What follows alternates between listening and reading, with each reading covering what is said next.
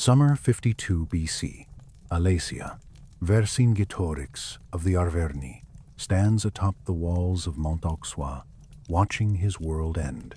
Below him, stretching across the plains of Burgundy, in a perfect circle of Roman engineering genius, lies the double circumvallation that has turned his fortress into a tomb. 10 miles of fortifications surrounding the hilltop, trapping 80,000 Gallic warriors inside. 13 miles of outer walls facing outward, protecting Roman forces from the relief army that was supposed to save them all. For 3 days, that relief army, 250,000 warriors from every tribe in Gaul, the largest Celtic force ever assembled, has hurled itself against Roman defenses in coordinated attacks that should have overwhelmed the besiegers. 3 days of watching his kinsmen die on Roman obstacles, impaled on sharpened stakes hidden in grass, cut down by artillery fire from wooden towers, butchered by legionaries who hold their positions with inhuman discipline. The final assault came this morning.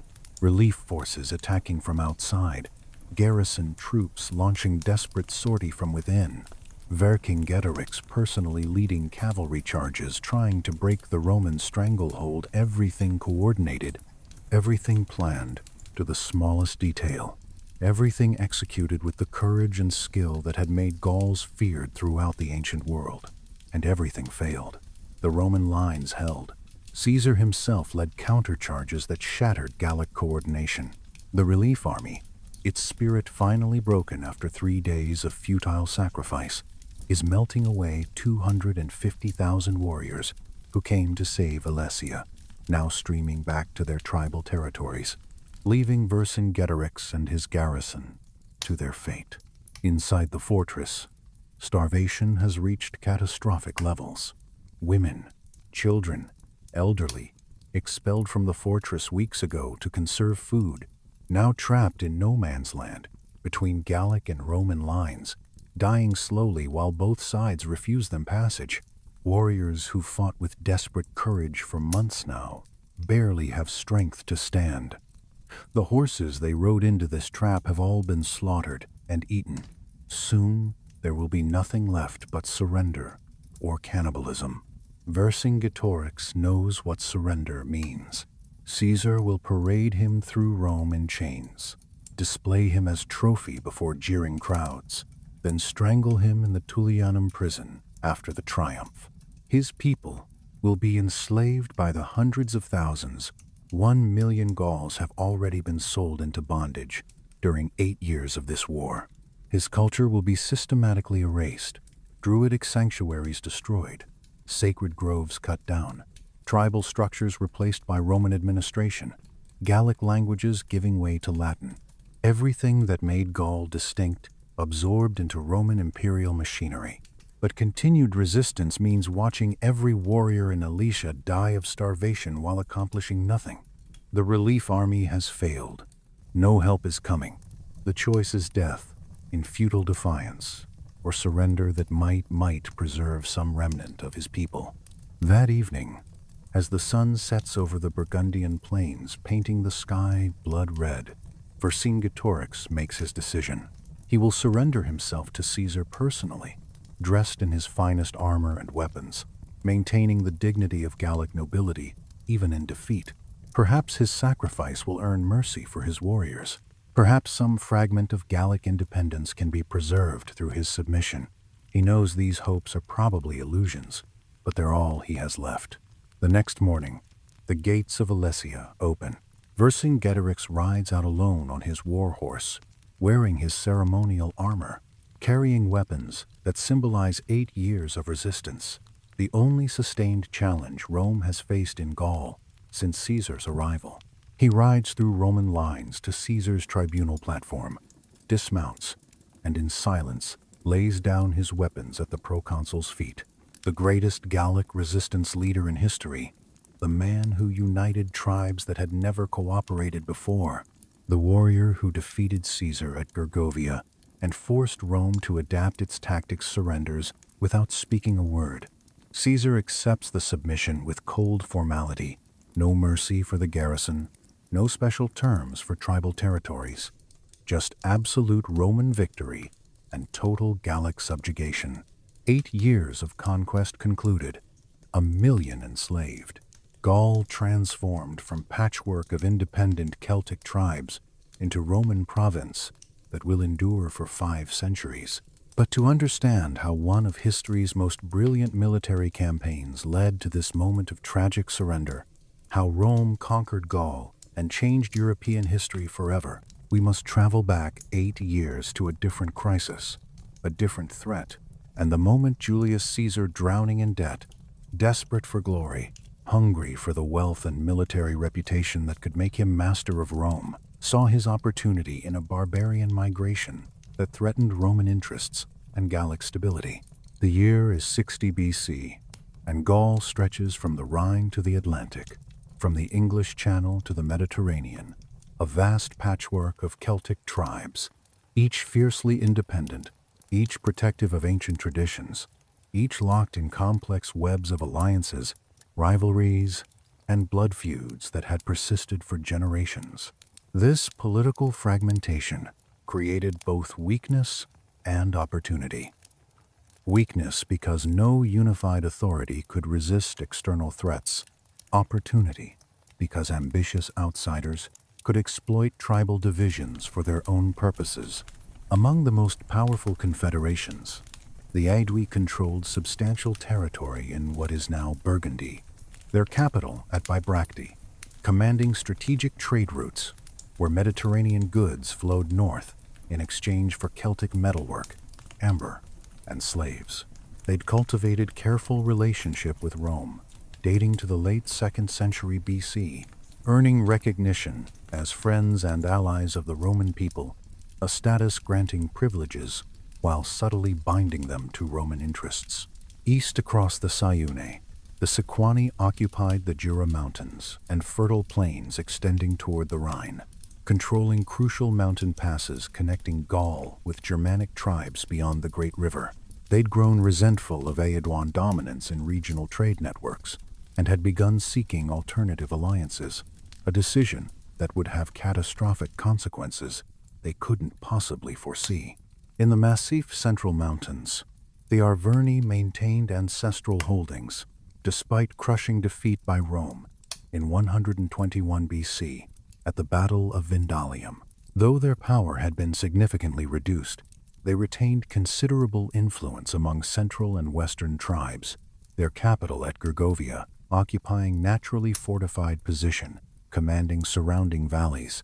Their warriors remained renowned throughout Gaul for skill in combat and fierce independence that no Roman victory could entirely suppress.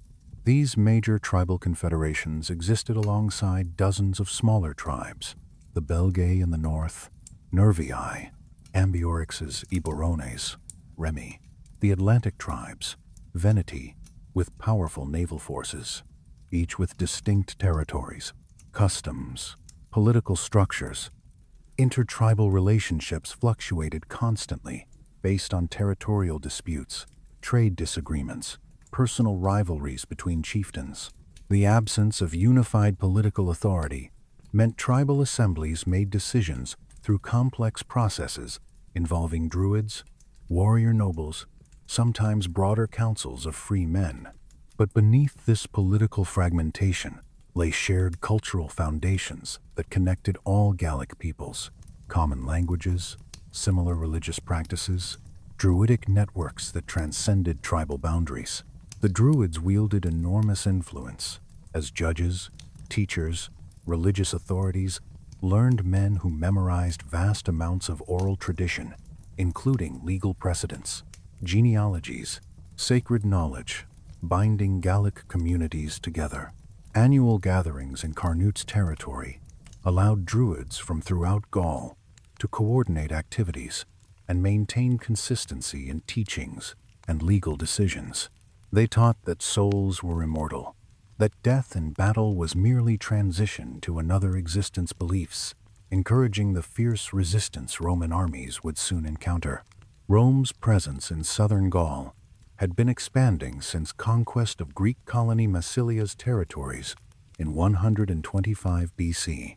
The establishment of Gallia Narbonensis as formal province created buffer zone, protecting Roman interests while providing launching point for further expansion.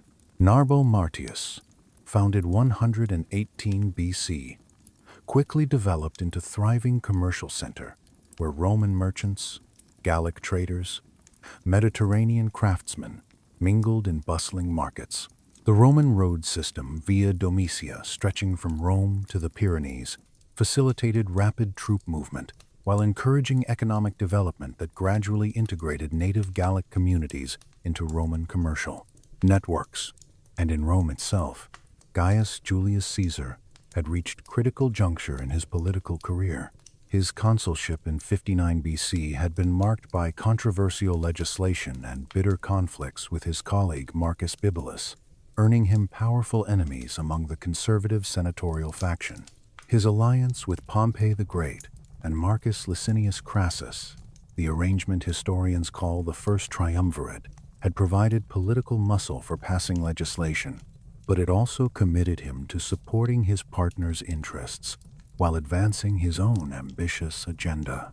Caesar's financial situation in 59 BC bordered on desperate.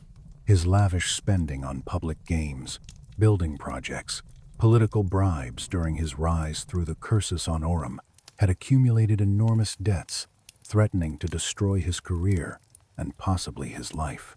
Roman law provided harsh penalties for debtors, and Caesar's creditors included some of the wealthiest, most influential men in the Republic. Only major military command offering opportunities for plunder and systematic exploitation of conquered territories could generate wealth necessary to resolve his financial crisis. The political benefits were equally crucial. Roman society valued military achievement. Above all other accomplishments, successful generals could expect triumph parades, permanent fame, political capital necessary for reaching highest offices. Caesar had observed how Pompey's eastern conquests had elevated him to unprecedented prominence, and he recognized similar achievements would be essential for his own advancement. The consulship had also provided insight into complex factional struggles dominating Roman politics. The Optimates, led by figures like Marcus, Porcius, Cato, and Lucius Domitius Ahenobarbus, consistently opposed populist politicians who appealed directly to the Roman people rather than working through traditional senatorial channels. Caesar's legislation benefiting Pompey's veterans had intensified these factional conflicts, making clear he would need substantial military resources to protect himself from future political attacks. Into this volatile situation came news that would change everything. The Helvetii, occupying the plateau between Lake Geneva and the Rhine, had voted to abandon their ancestral homeland entirely and seek new territories in the fertile plains of western Gaul.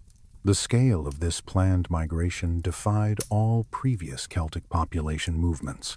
According to records later captured by Roman forces, the Helvetii had conducted systematic census, revealing their migration would involve approximately 368,000 individuals: men, women, children, elderly, slaves, along with countless livestock and accumulated material wealth of generations. This wasn't merely tribal relocation. This was movement of entire civilization. The driving forces behind this unprecedented decision reflected mounting pressures building for decades. Germanic tribes, particularly the Cimbri and Teutones, whose earlier migrations had terrorized Roman territories, continued pressing southward from traditional lands beyond the Rhine. These Germanic incursions had gradually reduced Helvetian territory, forcing the tribe to abandon outlying settlements and concentrate population in increasingly cramped mountain valleys. Simultaneously, population growth had strained carrying capacity of their alpine environment, where harsh winters and limited agricultural land could support only finite numbers.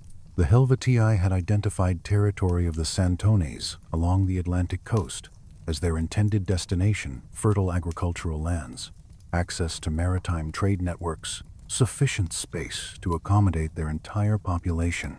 The route they planned would take them through territories of multiple Gallic tribes, creating corridor of disruption that would inevitably affect established trade relationships, territorial boundaries, political alliances throughout the region. Vercingetorix, the most prominent Helvetian noble, emerged as primary architect of this migration plan. His wealth, accumulated through successful cattle operations and strategic marriages, provided resources necessary for organizing such massive undertaking. He'd spent considerable time building support, arguing their current territory offered no long-term security against Germanic expansion, that boldness in seeking new lands would restore Helvetian prestige among Celtic peoples. The logistical preparations required for moving 368,000 people across hundreds of miles of potentially hostile territory demanded extraordinary organizational capabilities. The Helvetii began accumulating supplies of grain, preserved meat, provisions that could sustain their population during months-long journey. They constructed thousands of wagons to transport possessions, elderly individuals, young children who couldn't endure walking such distances. Craftsmen worked continuously producing additional weapons, tools, equipment essential for establishing new settlement. Most dramatically, the Helvetii made irreversible decision to burn their existing settlements. They destroyed their homes, granaries, all infrastructure that couldn't be transported. This deliberate destruction served multiple purposes, prevented any possibility of retreat that might weaken resolve during difficult moments, denied territories to Germanic tribes who might otherwise occupy abandoned Helvetian lands, demonstrated to neighboring peoples absolute commitment to their migration plan. The smoke from burning settlements rose throughout Helvetian territory during spring 58 BC, visible from great distances, serving as unmistakable signal that one of Gaul's most established tribes had chosen to abandon everything familiar in pursuit of uncertain future. The psychological impact extended far beyond Helvetian borders. Neighboring tribes recognized that such desperate measures indicated both severity of Germanic pressure and potential for massive disruption throughout the region. Caesar recently arrived in his province of Gallia Narbonensis to assume proconsular duties, received reports of Helvetian preparations through his network of informants and allied tribal leaders. The intelligence described not merely another Celtic tribal migration, but movement of unprecedented scale, threatening to destabilize entire regional balance of power. The proposed Helvetian route would take them through territories of tribes allied to Rome, creating obligations for intervention based on existing treaty relationships. The strategic threat became apparent as Caesar analyzed their intended path. The most direct route from Helvetian territory to Santonis lands led through the narrow passage between Lake Geneva and Jura Mountains, then across the Rhone River near Roman settlement at Geneva. This route would bring entire Helvetian population, along with armed warriors, directly through Roman-controlled territory and into lands of the Allobroges, who'd been defeated by Rome in 121 BC and remained under Roman authority. Caesar recognized that allowing such massive armed migration through Roman territory would establish dangerous precedent, potentially encouraging other tribes to attempt similar movements while demonstrating Roman inability to control events within their own provincial boundaries. The migration would disrupt established trade relationships, territorial arrangements, political alliances Rome had carefully cultivated over decades of diplomatic activity. The proconsul's response demonstrated both rapid decision-making capabilities that would characterize his entire Gallic campaign and understanding of strategic principles necessary for maintaining Roman authority. Rather than attempting to negotiate with the Helvetii or seeking diplomatic solutions, Caesar chose immediate military intervention designed to prevent the migration entirely. Caesar's first action involved destruction of the bridge over the Rhone at Geneva, eliminating most convenient crossing point. Roman engineers, working under military protection, systematically dismantled stone and wooden structures that had facilitated trade and communication. This destruction served both practical and symbolic purposes. It physically blocked the Helvetian route, while demonstrating Roman determination to prevent unauthorized movements through their territory. Simultaneously, Caesar ordered construction of extensive fortifications along the Rhone River, creating defensive barrier extending for 19 miles from Lake Geneva to the Jura Mountains. These fortifications included earthworks, palisades, defensive positions that could be manned by relatively small numbers of Roman troops, while preventing large-scale crossings by Helvetian forces. The construction project required enormous amounts of labor, materials, coordination, but it established clear physical manifestation of Roman territorial authority. The speed with which these defensive measures were implemented caught the Helvetii unprepared for such decisive Roman intervention.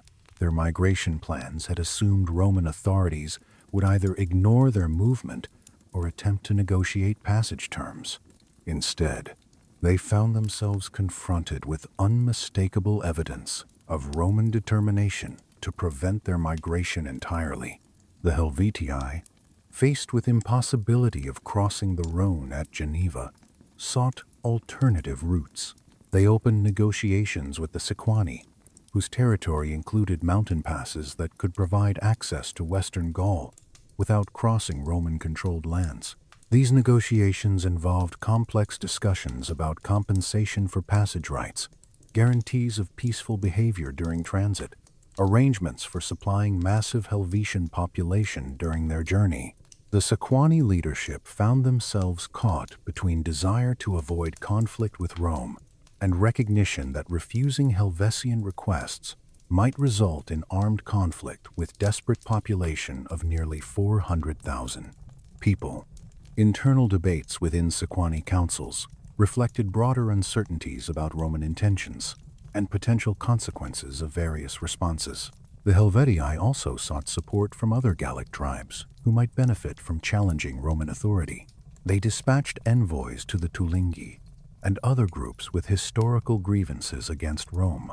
The Tulingi, remembering their ancestors' victories over Roman armies during late 2nd century BC, agreed to join the Helvetian migration, adding approximately 36,000 additional people to the movement, along with experienced warriors who'd maintained military traditions from the era of Germanic invasions. The Sequani eventually agreed to allow Helvetian passage through their territory, a decision reflecting both their fear of Helvetian military capabilities and calculation that supporting the migration might weaken their rivals. The Aedui. This agreement provided the Helvetii with alternative route they needed, but it also guaranteed Roman military intervention to prevent what Caesar now characterized as invasion of Roman allied territory. The massive Helvetian migration began moving in late spring 58 BC, creating spectacle unlike anything previously witnessed in Celtic Europe. The column of people, animals, wagons stretched for miles across landscape, requiring careful coordination to maintain order and security during the journey.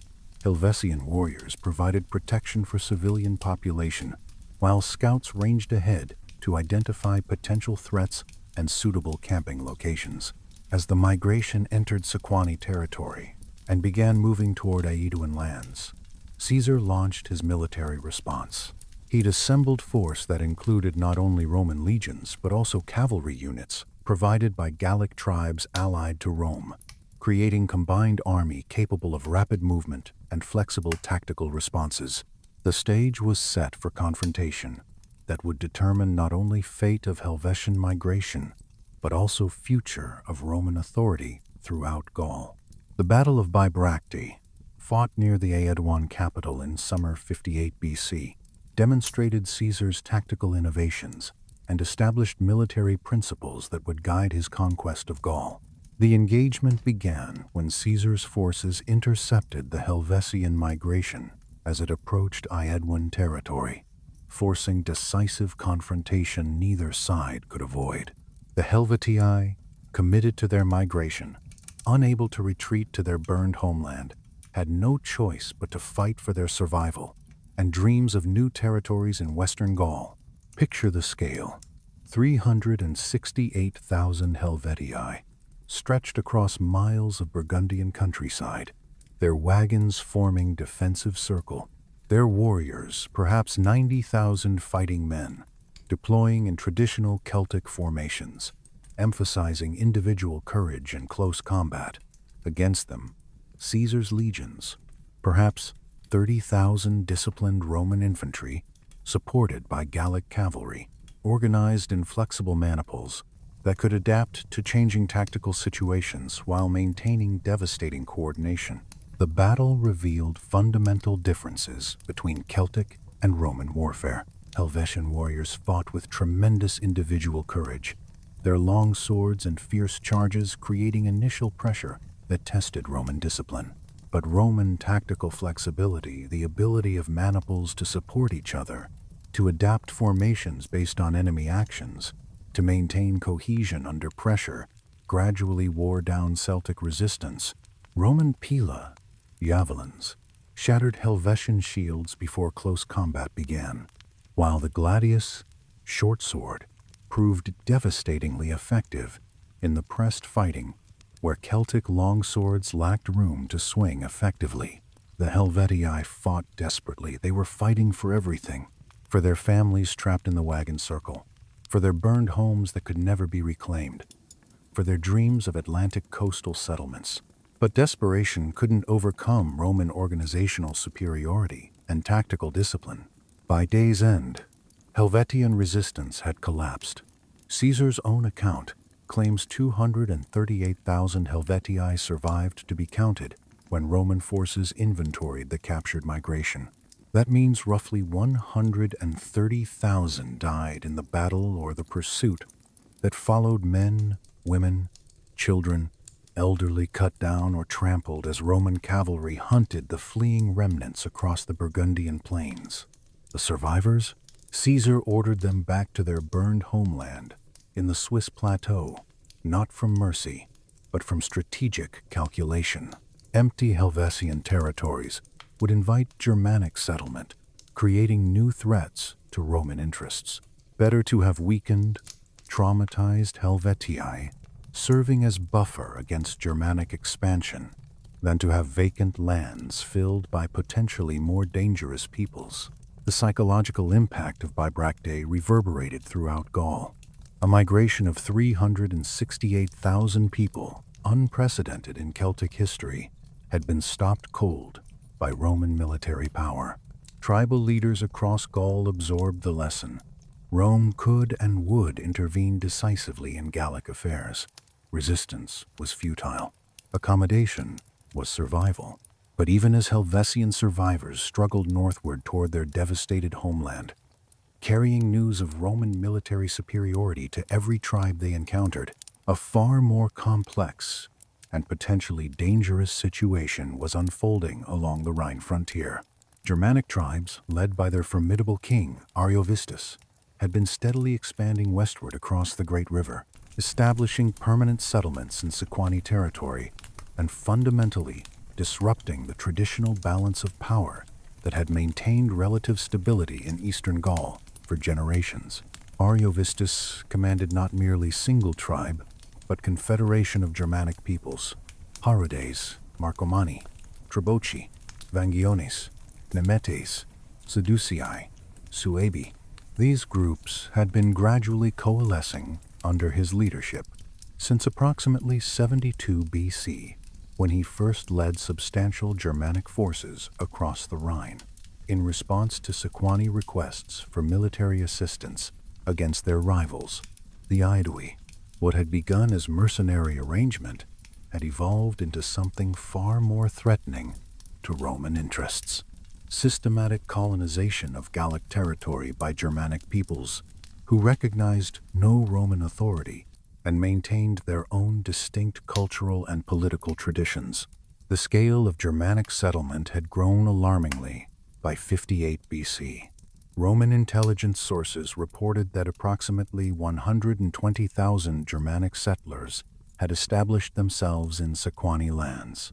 These weren't temporary military camps or seasonal raiding bases. These were permanent agricultural communities, complete with families, livestock, full apparatus of Germanic society transplanted across the Rhine. The settlers had constructed fortified villages, cleared forest lands for cultivation, established their own legal and administrative systems, operating independently of existing Gallic tribal structures. The Germanic expansion had achieved its most dramatic success at the Battle of Magetobriga, fought approximately 3 years earlier in 61 BC.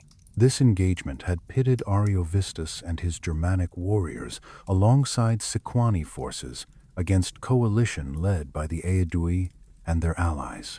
The battle's outcome shattered Aeduan military power in the region, killing or capturing many of their most experienced war leaders and forcing survivors to acknowledge Germanic dominance over territories they'd controlled for generations. The psychological impact reverberated throughout eastern Gaul, convincing many smaller tribes that accommodation with Germanic power offered better survival prospects than continued resistance. Following their victory at Magetobriga, the Germanic settlers systematically expanded their territorial control. They occupied the most fertile agricultural lands in Sequani territory, forcing original inhabitants to relocate to marginal areas or accept subordinate status within the new Germanic political order. Ariovistus had established his primary residence at Vesontio, modern Besançon, the principal Sequani settlement, transforming this strategic location into administrative center of his expanding domain. From Vesontio, Germanic authority extended along the Rhine Valley and westward into the heart of what had traditionally been Gallic territory. Ariovistus had begun demanding hostages from Gallic tribes throughout the region, a practice effectively extending his political influence over communities that remained nominally independent. These hostages, typically children of prominent nobles, served both as guarantees of tribal compliance and as instruments for cultural transformation. Young Gallic aristocrats raised in Germanic households absorbed Germanic values, languages, political concepts they would carry back to their own tribes upon reaching adulthood. Caesar received detailed reports about the Germanic situation from multiple sources, including formal embassies from the Aedui and Sequani, seeking Roman intervention to restore previous territorial arrangements. The Aedui, still reeling from their defeat at Magetobriga, emphasized their status as friends and allies of Rome while describing growing Germanic threat to all Gallic peoples. The envoys painted vivid pictures of Germanic brutality, forced population transfers, destruction of sacred groves, imposition of alien legal systems violating fundamental Gallic customs and religious practices. The Sequani delegation presented more complex narrative reflecting their tribe's difficult position as both Germanic allies and victims of Germanic expansion. While acknowledging they'd initially invited Ariovistus to assist them against the Aedui, Sequani representatives explained that Germanic settlement had grown far beyond anything they'd anticipated or desired. Germanic demands for land, resources, political submission had gradually transformed their tribal territory into something resembling Germanic kingdom, where Sequani voices carried little weight in important decisions. The strategic implications of allowing Germanic expansion to continue unchecked were immediately apparent to Caesar. If Ariovistus succeeded in consolidating control over Sequani territory and extending influence over neighboring tribes, the Rhine would cease to function as meaningful barrier between Germanic and Roman spheres of influence. Instead, Germanic power would be firmly established on the western bank, providing launching point for further expansion into central and southern Gaul that could eventually threaten Roman territorial integrity. Caesar's analysis was complicated by the fact that Ariovistus held formal recognition from the Roman Senate as king and friend of the Roman people, a status granted during Caesar's own consulship in 59 BC.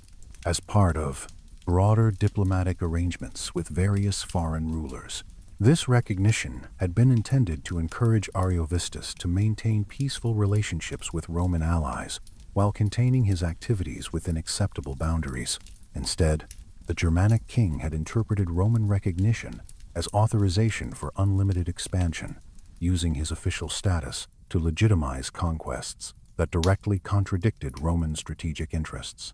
The proconsul's response demonstrated the same decisiveness that had characterized his intervention against the Helvetii, but the diplomatic complexities surrounding Ariovistus required more nuanced approach.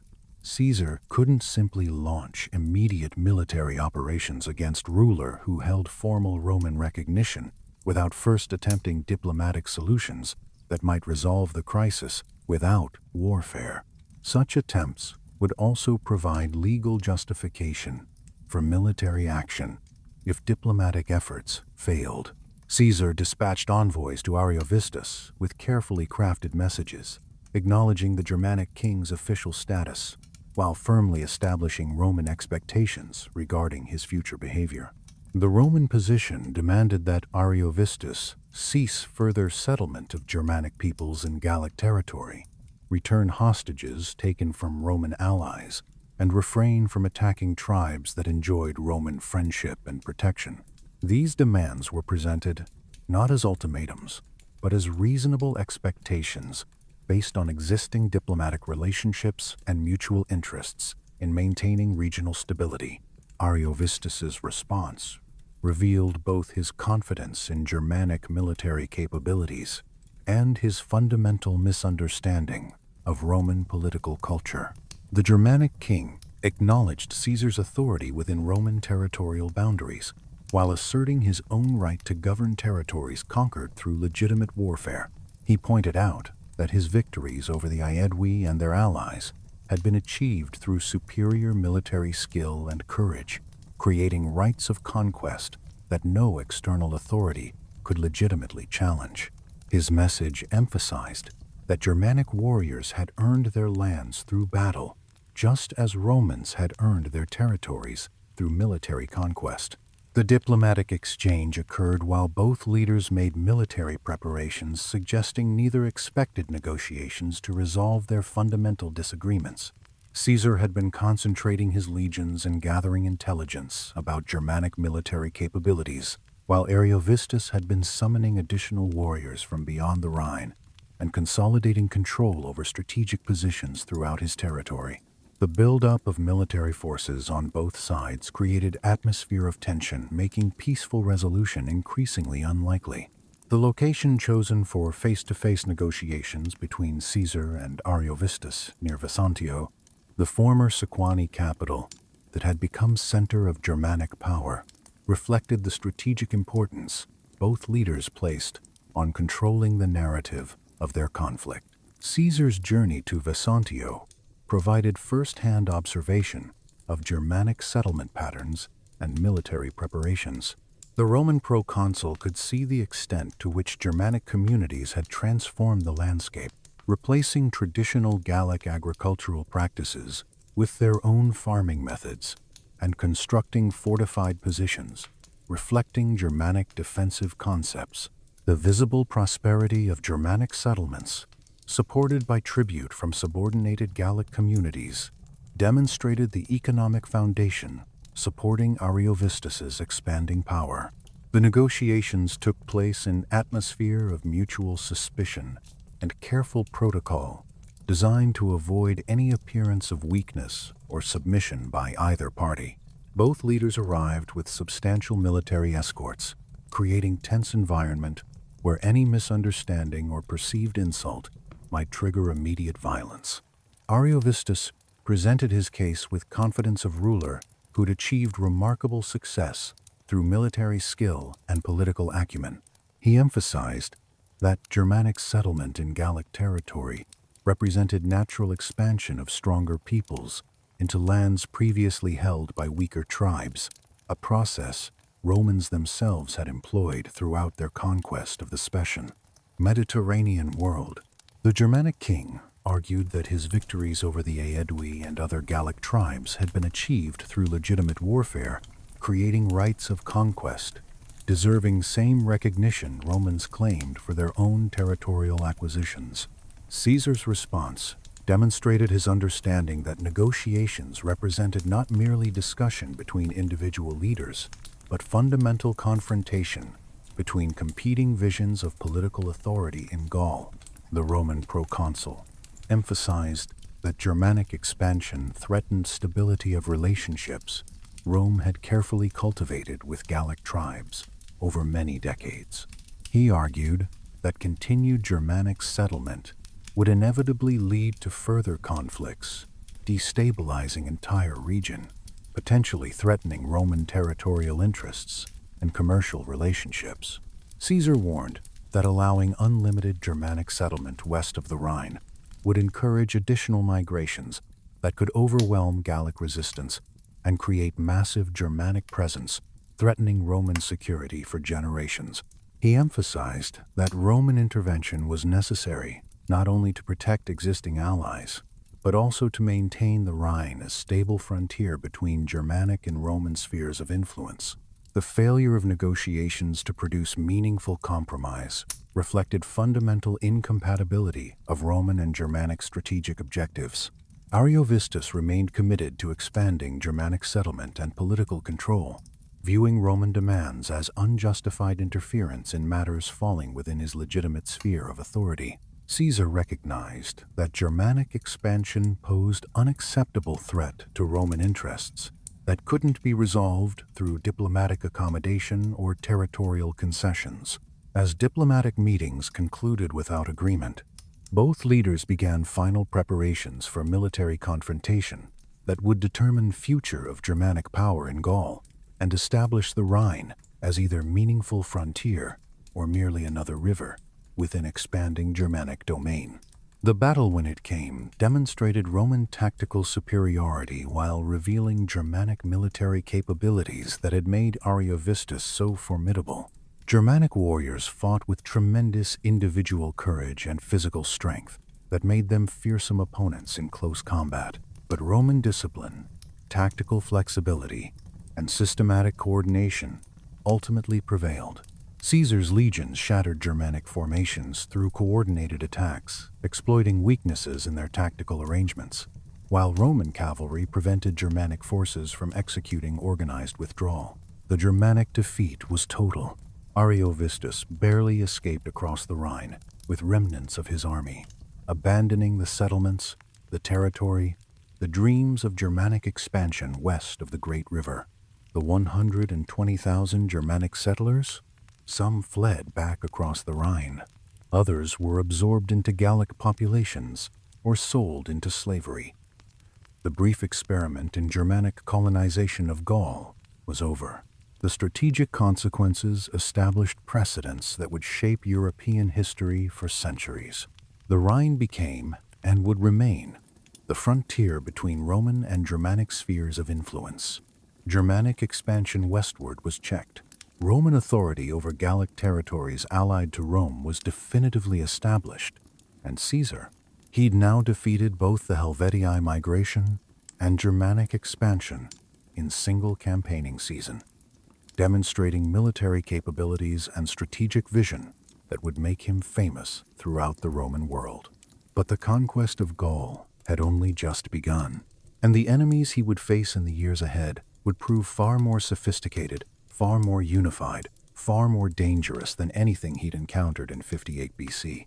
Throughout the winter of 58 to 57 BC, as Roman legions established winter quarters and consolidated control over recently conquered territories, tribal envoys and merchant informants carried increasingly alarming news about developments among the Belgae, the confederation of tribes occupying lands between the Seine and Rhine rivers, stretching northward to shores of the North Sea. The Belgae had watched Roman victories over the Helvetii and Ariovistus with growing alarm, recognizing that Caesar's systematic elimination of major threats to Roman authority would inevitably bring Roman attention to their own territories. Unlike southern Gallic tribes who'd maintained various degrees of diplomatic contact with Roman authorities over decades, the Belgae had remained largely isolated from Roman political influence, maintaining traditional warrior culture and tribal independence while developing reputations as the fiercest fighters in all of Gaul. Their proximity to Germanic tribes across the Rhine had subjected them to constant warfare that hardened their military capabilities and created martial society, valuing courage and military skill above all other virtues. The Belgic Confederation encompassed dozens of individual tribes. The Nervii, most fierce, the Ambiorixes Eburones, the Remi, positioned closest to Roman territories, each maintaining distinct territorial boundaries and political structures while sharing common cultural traditions, religious practices, military customs. The formation of the Belgic Confederation in response to Roman expansion represented unprecedented level of political cooperation among tribes that had historically maintained fierce independence and frequent conflicts. Tribal assemblies throughout Belgic territory sent representatives to coordinate response to Roman threat, creating military alliances and resource-sharing agreements transcending traditional territorial boundaries and ancestral rivalries. The Confederation's military preparations during winter 58 to 57 BC demonstrated both scale of their commitment to resisting Roman expansion and sophisticated understanding of challenges they'd face. Belgic smiths worked continuously throughout cold months, producing additional weapons, armor, military equipment, while tribal leaders organized supply systems capable of supporting large armies in field for extended periods. Roman estimates suggested the Belgic Confederation could field over 300,000 warriors, a force that would outnumber Roman legions by more than 0 to 1, and pose unprecedented challenges for traditional Roman tactical approaches. Caesar's response demonstrated growing confidence in Roman military superiority and understanding that decisive action early in campaigning season could prevent Confederation from fully mobilizing their enormous potential military resources. Rather than waiting for Belgic forces to complete preparations and potentially take initiative by attacking Roman allies or territories, the proconsul chose to launch preemptive operations designed to fragment Confederation before it could achieve full military coordination. The Roman advance into Belgic territory began in early spring 57 BC. As soon as weather conditions permitted large-scale military movements, Caesar had assembled force, including not only veteran legions, but also substantial cavalry units provided by Gallic tribes allied to Rome, creating combined army capable of rapid movement across varied terrain of northern Gaul. The initial Roman advance encountered limited resistance as Caesar's forces moved through territories of tribes that had not yet fully committed to Belgic Confederation. Some smaller communities chose to submit immediately upon appearance of Roman armies, calculating that early surrender offered better prospects for favorable treatment than prolonged resistance that might result in total destruction.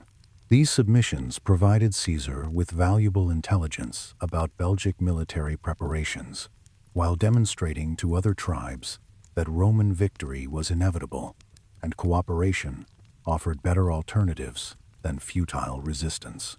The first major test came at the siege of Bibrax, a strongly fortified position belonging to the Remi that came under siege by Confederation forces seeking to punish the tribe for their negotiations with Roman authorities. The siege provided Caesar with first opportunity to observe Belgic military methods in action, while demonstrating Roman engineering capabilities and tactical flexibility in responding to unexpected developments in hostile territory. Belgic siege of Bibrax employed traditional Celtic assault methods, relying on overwhelming numerical superiority and fierce courage of individual warriors to overcome defensive positions.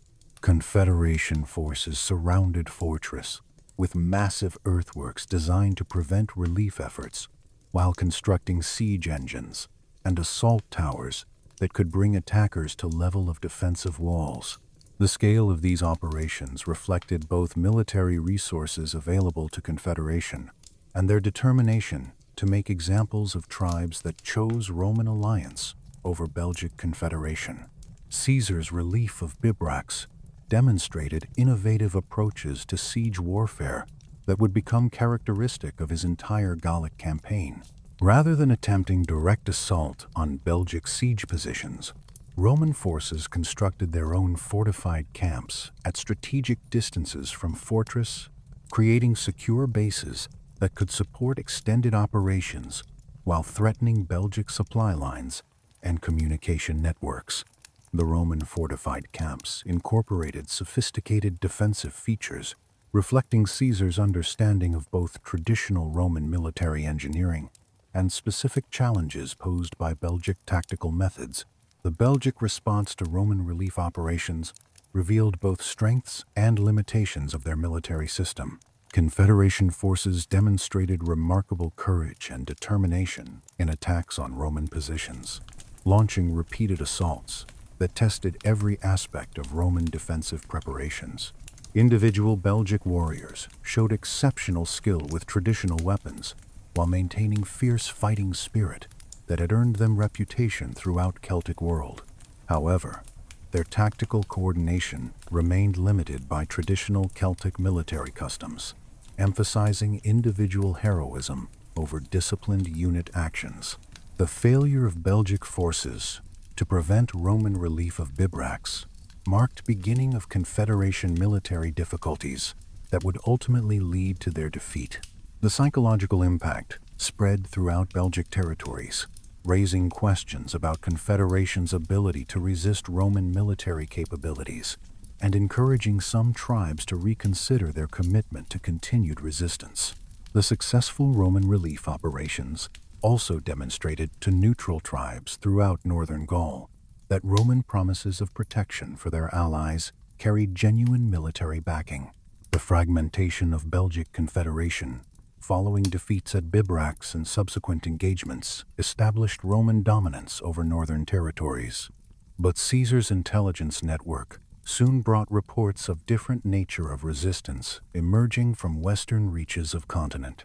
Along rugged Atlantic coastline of Armorica, the peninsula that would later be known as Brittany maritime tribes had been observing Roman expansion with growing concern, while simultaneously recognizing that unique geographical position and naval capabilities offered defensive advantages unavailable to their inland neighbors. The Veneti, masters of treacherous waters surrounding their coastal strongholds, had begun coordinating resistance efforts that would challenge Roman military doctrine in ways no previous Gallic campaign had demanded.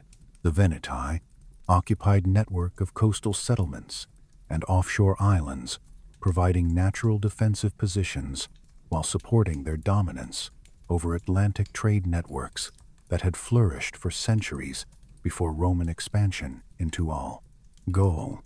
Their principal settlements were constructed on rocky promontories jutting into ocean, connected to mainland by narrow causeways that could be easily defended, or when necessary, completely severed to transform defensive positions into impregnable island fortresses. These settlements commanded strategic positions along shipping routes, carrying British tin southward to Mediterranean markets, Germanic amber westward to Atlantic ports, various luxury goods northward from Roman territories to British and Germanic customers. The maritime supremacy of Veneti rested upon shipbuilding technologies refined through generations of experience navigating dangerous waters of Atlantic coast. Their vessels were substantially larger and more robust than Mediterranean galleys, constructed with thick oak planks that could withstand pounding of Atlantic storms and grinding contact with rocky shorelines, characterizing their operational environment. The ships featured high prows and sterns that rode over ocean swells rather than cutting through them, while broad beams provided stability in rough seas and ample cargo capacity for extensive trading operations, forming foundation of Veneti wealth and political power. The construction techniques reflected sophisticated understanding of specific demands imposed by Atlantic conditions. Rather than relying on bronze rams and lightweight construction characterizing Mediterranean warships, Veneti vessels employed iron fastenings and reinforced hull designs, prioritizing durability over speed. Their sails were made from leather rather than linen, providing superior resistance to salt spray and harsh weather conditions that could quickly destroy conventional Mediterranean rigging. The ship's deep drafts and heavy construction made them unsuitable for river operations or shallow coastal waters, but they were ideally adapted for deep water sailing dominating Atlantic commerce. Veneti naval tactics emphasized use of superior ship construction and seamanship to maintain advantageous positions relative to enemy vessels, employing their height advantage to rain down missiles on opponents, while avoiding ramming attacks forming core of Roman naval doctrine. Their crews included experienced sailors who'd spent entire lives navigating Atlantic waters, giving them intimate knowledge of tidal patterns, wind conditions, coastal hazards that could be exploited against unfamiliar opponents. Caesar's initial intelligence about Veneti capabilities came primarily from Roman merchants who'd attempted to establish direct trading relationships with British tribes, seeking to bypass Veneti intermediaries and access tin supplies at more favorable prices. These merchants reported that Veneti naval patrols actively prevented unauthorized vessels from reaching British ports, enforcing their commercial monopoly through combination of diplomatic pressure and military intimidation. Roman attempts to negotiate passage rights had been firmly rejected, with Veneti leaders making clear their determination to maintain exclusive control over British trade relationships. The strategic challenge posed by Veneti maritime dominance became apparent as Caesar analyzed broader implications of their resistance. Unlike land-based tribes defeated through traditional Roman military methods, the Veneti could withdraw to their island strongholds whenever Roman forces approached, using naval superiority to maintain supply lines and communication networks remaining beyond Roman reach.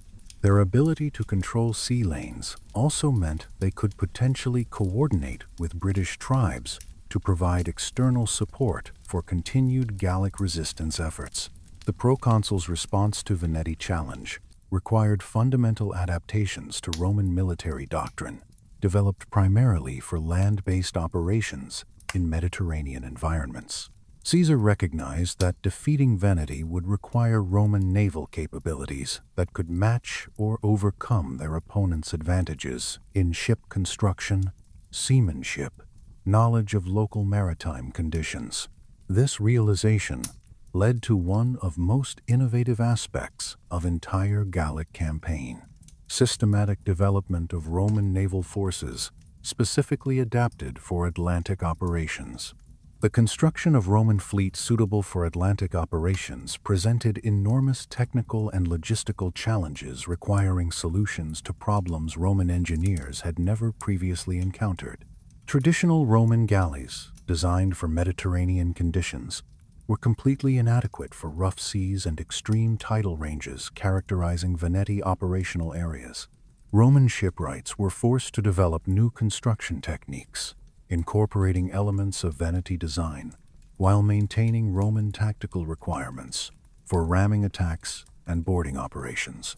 The Roman shipbuilding program was established at multiple locations along Atlantic coast, utilizing local timber resources while importing specialized materials and skilled craftsmen from throughout Roman world. The construction sites were heavily fortified to protect against Veneti raids, while Roman engineers worked to understand specific requirements for vessels that could operate effectively in Atlantic conditions. The project required enormous quantities of iron for fastenings, leather for sails, seasoned timber for hulls, straining Roman supply systems designed primarily to support land-based military operations. Decimus Brutus, appointed by Caesar to command developing Roman fleet, faced additional challenge of training crews who could handle vessels operating in unfamiliar maritime environments. Roman naval personnel had extensive experience with Mediterranean galley operations, but Atlantic sailing required different skills and knowledge that could only be acquired through practical experience in local waters. The training program included instruction in tidal navigation, storm sailing, specialized seamanship techniques necessary for operating larger, heavier vessels in rough sea conditions. The development of tactical innovations specifically designed to counter Veneti naval advantages became crucial aspect of Roman preparations. Caesar's engineers developed specialized equipment, including long poles fitted with sharp hooks that could be used to cut Veneti rigging, potentially disabling enemy vessels and negating their advantages in ship construction and seamanship. These siege hooks represented adaptations of land-based siege equipment to naval applications, demonstrating Roman willingness to experiment with unconventional approaches when traditional methods proved inadequate. The first major naval engagement between Roman and Veneti forces occurred in sheltered waters of Quiberon Bay, where geographical conditions provided natural boundaries, preventing either side from avoiding decisive combat. The battle demonstrated both effectiveness of Roman tactical innovations and formidable capabilities of Veneti naval forces fighting in their home waters. Veneti vessels initially maintained traditional advantages through superior seamanship and knowledge of local conditions, using wind and tide to maintain favorable positions while subjecting Roman ships to sustained missile attacks. Picture the scene. Massive oak-hulled Veneti ships towering over Roman galleys, their leather sails catching Atlantic winds, their crews raining javelins and stones down on Roman sailors, struggling with unfamiliar vessels in treacherous waters. The Veneti had every advantage: better ships, better sailors, home waters, winds in their favor. Roman galleys, designed for ramming attacks in calm Mediterranean seas, were overmatched in ship-to-ship combat against vessels they couldn't effectively ram or board. But then came the moment that changed everything. Roman crews successfully employed their siege hooks to sever leather rigging of several Veneti vessels. Picture a Veneti warship suddenly helpless, its sails collapsing, its ability to maneuver gone, drifting disabled in the water while Roman galleys swarmed around it like wolves on wounded prey. The psychological impact of seeing supposedly invincible ships disabled by Roman innovation spread panic through Veneti fleet. Their tactical formation collapsed. Roman crews, now understanding the technique, worked targeted rigging systematically, disabling vessel after vessel. What had been Veneti advantage became their doom. As disabled ships were captured or destroyed, their crews killed or enslaved. The victory established Roman control over waters around Veneti territories, while demonstrating that Roman tactical flexibility could overcome even most specialized defensive advantages. The defeat of Veneti fleet had immediate strategic consequences, extending far beyond elimination of their naval capabilities. The destruction of Veneti maritime power severed commercial networks that had sustained their wealth and political influence, while capture of their principal strongholds eliminated defensive positions that had protected their territories from land-based attacks. Roman control of former Veneti territories provided access to tin trade routes connecting British and continental markets, creating new sources of revenue while establishing Roman presence along Atlantic coast. The success of Roman naval operations encouraged Caesar to consider more ambitious maritime ventures that could extend Roman influence beyond traditional boundaries of continental operations. Invasion of Britain itself. No Roman general had previously led forces across dangerous waters separating Britain from continent. Success in such unprecedented venture would generate enormous public attention and political capital, exactly what Caesar needed for his ambitions in Rome. The preparation for First British expedition required careful coordination between naval and land forces, while addressing logistical challenges exceeding anything Roman armies had previously attempted. The crossing of English Channel, with substantial military forces, demanded precise timing to take advantage of favorable weather and tidal conditions, while uncertainty about British coastal conditions required flexible planning that could adapt to unexpected geographical or tactical situations. The first British expedition of 55 BC was primarily reconnaissance. 2 legions, limited objectives, designed to gather intelligence about British tribes, their military capabilities, geographical challenges that would confront any full-scale invasion. The crossing itself revealed challenges that would require solutions before larger operations could succeed. Tidal ranges along British coasts exceeded anything Roman naval commanders had previously encountered, creating narrow windows of opportunity for amphibious operations while threatening to strand vessels that miscalculated timing of approach or withdrawal. British coastal defenses proved more sophisticated than Roman intelligence suggested, incorporating both natural obstacles and constructed fortifications that could channel attacking forces into predetermined killing zones. And British military capabilities, particularly their use of war chariots, providing mobility and psychological advantages in rolling terrain characterizing southeastern Britain, exceeded Roman expectations. British charioteers demonstrated remarkable skill maneuvering vehicles across difficult ground, while delivering warriors to optimal fighting positions, then withdrawing rapidly to avoid Roman counterattacks. The psychological impact of these unfamiliar tactics on Roman troops created temporary disruptions in tactical formations that British commanders attempted to exploit. The brief initial expedition achieved limited territorial gains, but provided Caesar with detailed intelligence about tactical, logistical, geographical challenges confronting larger-scale invasion. The lessons learned led to comprehensive planning for Second British Expedition that would address deficiencies revealed during initial reconnaissance while incorporating tactical and technological innovations specifically designed for British conditions. The Second British Expedition of 54 BC involved 5 full legions supported by substantial cavalry forces, specialized engineering units, naval contingents capable of maintaining secure supply lines across Channel throughout extended campaign season. The scale of operation dwarfed previous year's expedition, involving construction of specialized transport vessels, incorporating lessons learned during Atlantic operations, while addressing specific requirements for transporting large numbers of horses, siege equipment, bulk supplies across challenging waters of English Channel. The expedition achieved more significant tactical successes than previous year's reconnaissance, penetrating deeper into British territory while engaging major tribal coalitions led by Cassivellaunus, who'd emerged as primary coordinator of British resistance.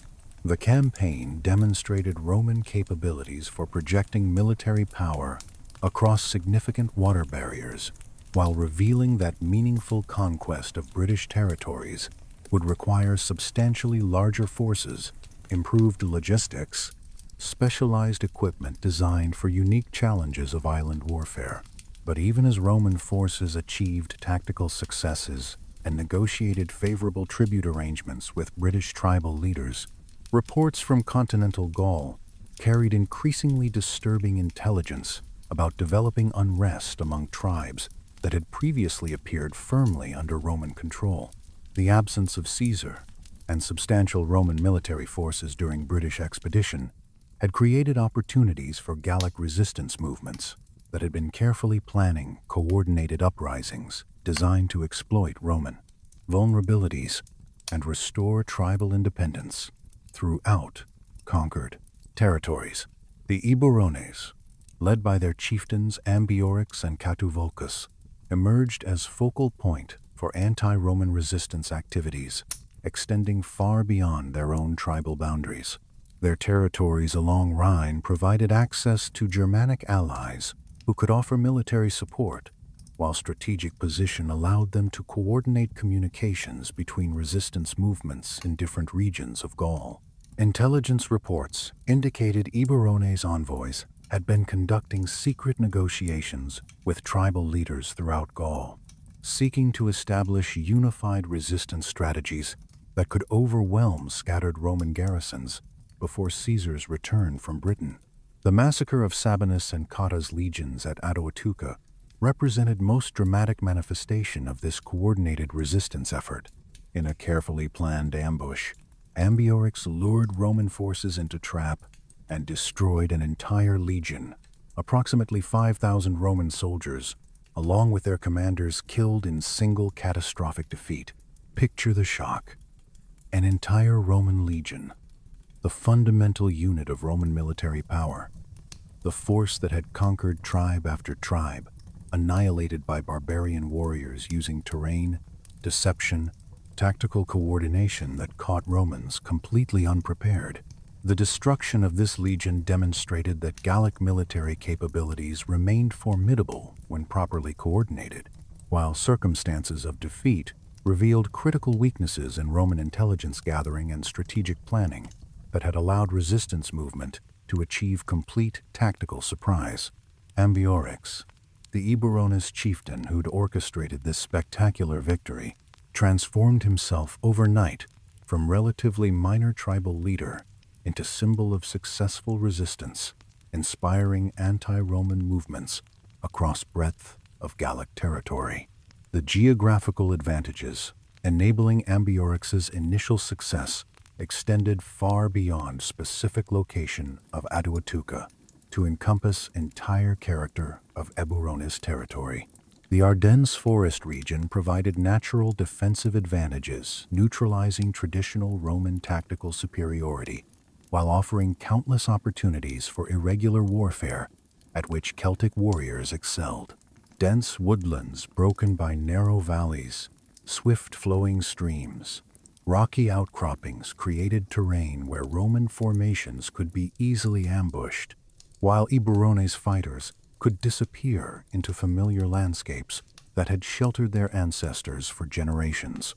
Ambiorix demonstrated remarkable strategic acumen in exploiting these geographical advantages, developing tactical innovations representing significant advances over traditional Celtic warfare methods. Rather than relying on mass infantry charges characterizing previous Gallic resistance efforts, Ambiorix organized warriors into small, highly mobile units that could strike rapidly against isolated Roman detachments before melting back into forest cover, providing both concealment and protection.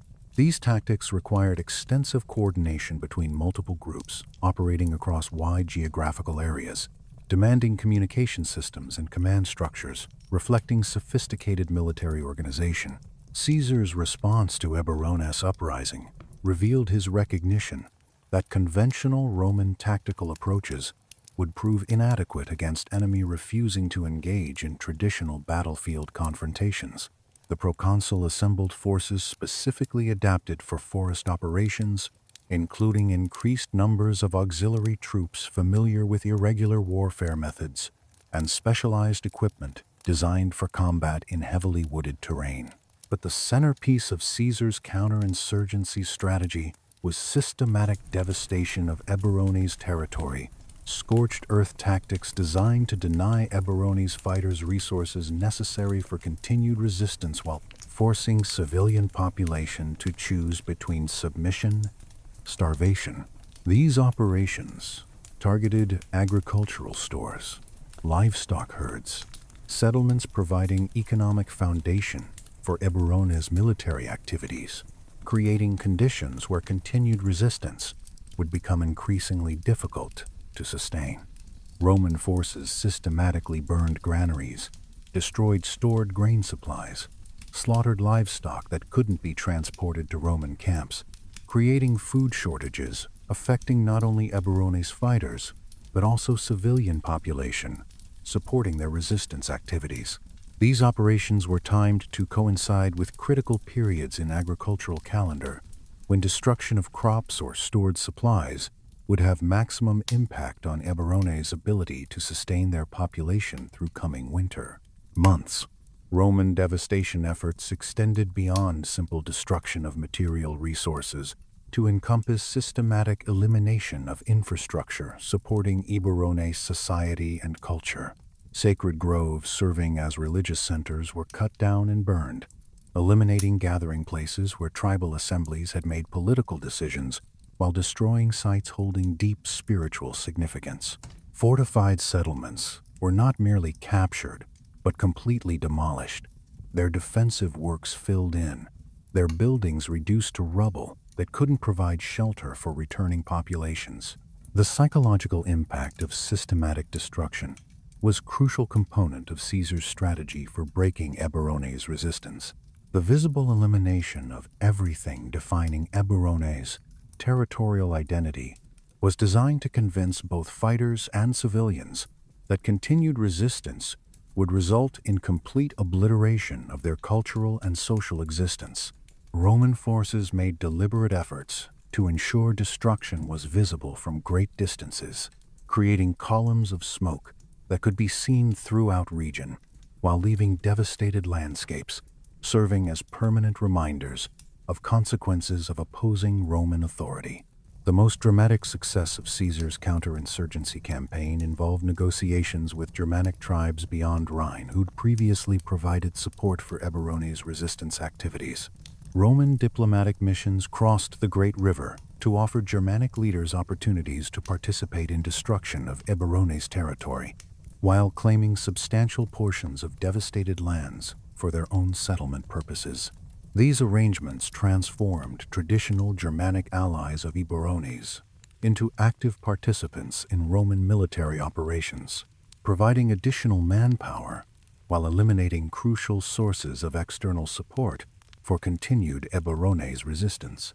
Germanic participation brought thousands of experienced warriors into Roman service, while providing specialized skills in tracking, hunting, survival techniques proving invaluable for operations in heavily forested regions where Roman soldiers often struggled with unfamiliar environmental conditions.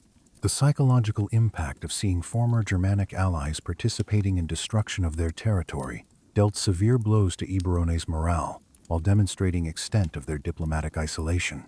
The systematic nature of Roman operations created conditions where civilian populations faced impossible choices between continued support for resistance activities and submission to Roman authority, offering survival opportunities. Roman forces deliberately targeted areas where non-combatant populations had sought refuge, making clear that neutrality would not be recognized and that all Eburones communities would face destruction unless they actively opposed Ambiorix's resistance efforts. Despite overwhelming Roman pressure, Ambiorix himself was never captured. He escaped into the Ardennes, becoming legendary symbol of resistance who defied Rome and survived. But his tribe, the Eburones, ceased to exist as political entity. Their name disappeared from historical records. Their territories were devastated so thoroughly that they could never recover. It was Roman vengeance at its most brutal, the complete destruction of an entire people as warning to others contemplating resistance. But even as Caesar's legions systematically eliminated Eburones' resistance, and Germanic allies claimed devastated Eburones' lands for settlement, a new form of opposition was crystallizing that would test Roman control as never before. Throughout winter 53 to 52 BC, while Roman legions methodically eliminated pockets of resistance and consolidated control over conquered territories, a young Arvernian nobleman named Vercingetorix had been analyzing Roman military methods and political strategies while developing revolutionary concepts for coordinating Gallic resistance on unprecedented scale. Vercingetorix, son of Celtic, who'd once aspired to restore Arvernian kingship before his execution, by tribal rivals possessed both aristocratic connections and intellectual capabilities necessary to envision truly unified Gallic opposition to Roman expansion. His noble lineage provided access to aristocratic networks throughout central and western Gaul, while his education in Roman political methods had given him sophisticated understanding of organizational principles required to coordinate resistance efforts across multiple tribal territories. The political climate enabling Vercingetorix's rise reflected growing recognition among Gallic elites that piecemeal resistance efforts had consistently failed to achieve meaningful results against Roman military and administrative capabilities. The destruction of Helvetii, defeat of Ariovistus, fragmentation of Belgic Confederation, systematic elimination of Eburones, all had demonstrated that individual tribal resistance, regardless of tactical sophistication, couldn't overcome Roman advantages in resources, organization, strategic planning. These failures had created conditions where Gallic leaders were increasingly receptive to alternative approaches, offering better prospects for preserving tribal independence and cultural autonomy. Vercingetorix's analysis of Roman vulnerabilities revealed several critical weaknesses that coordinated Gallic resistance might exploit.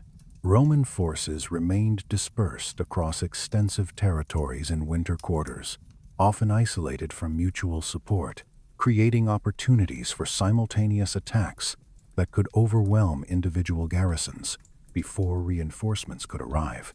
Roman supply lines stretched across hundreds of miles of potentially hostile territory, requiring constant protection while remaining vulnerable to coordinated attacks by forces familiar with local terrain and conditions. Most importantly, Roman political unity depended upon continued military success and regular delivery of plunder and tribute financing Caesar's political ambitions in Rome. The strategic revolution, implemented by Vercingetorix, began with his recognition that traditional Celtic warfare methods, despite effectiveness in individual combat situations, were fundamentally inadequate for confronting Roman tactical advantages in disciplined formation fighting. Rather than attempting to match Roman capabilities in conventional battlefield engagements, Vercingetorix developed comprehensive strategies based on avoiding pitched battles while systematically degrading Roman operational capabilities through coordinated attacks on supply lines, isolated detachments, administrative infrastructure.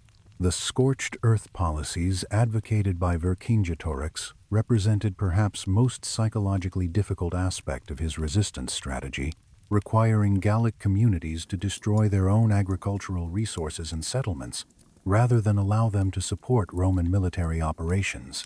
This approach demanded enormous sacrifices from civilian populations who'd be forced to abandon homes and livelihoods while trusting that coordinated resistance efforts would eventually restore their territories under Gallic rather than Roman control. Vercingetorix's success in building largest anti-Roman coalition in Gallic history reflected both his personal charismatic abilities and sophisticated understanding of political dynamics governing intertribal relationships throughout region. His diplomatic efforts emphasized shared cultural and religious traditions, connecting all Gallic peoples, while carefully addressing specific grievances and interests, motivating individual tribal participation in coordinated resistance activities.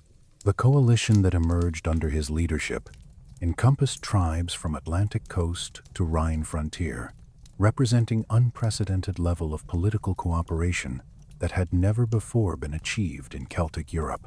The dramatic beginning of coordinated resistance operations came with the massacre at Cenabum, systematic elimination of Roman merchants, administrators, settlers in this important commercial center, sending unmistakable messages to both Roman authorities and potential Gallic supporters that neutrality would no longer be tolerated and that resistance movement possessed both organizational capabilities and ruthless determination necessary to challenge Roman control directly.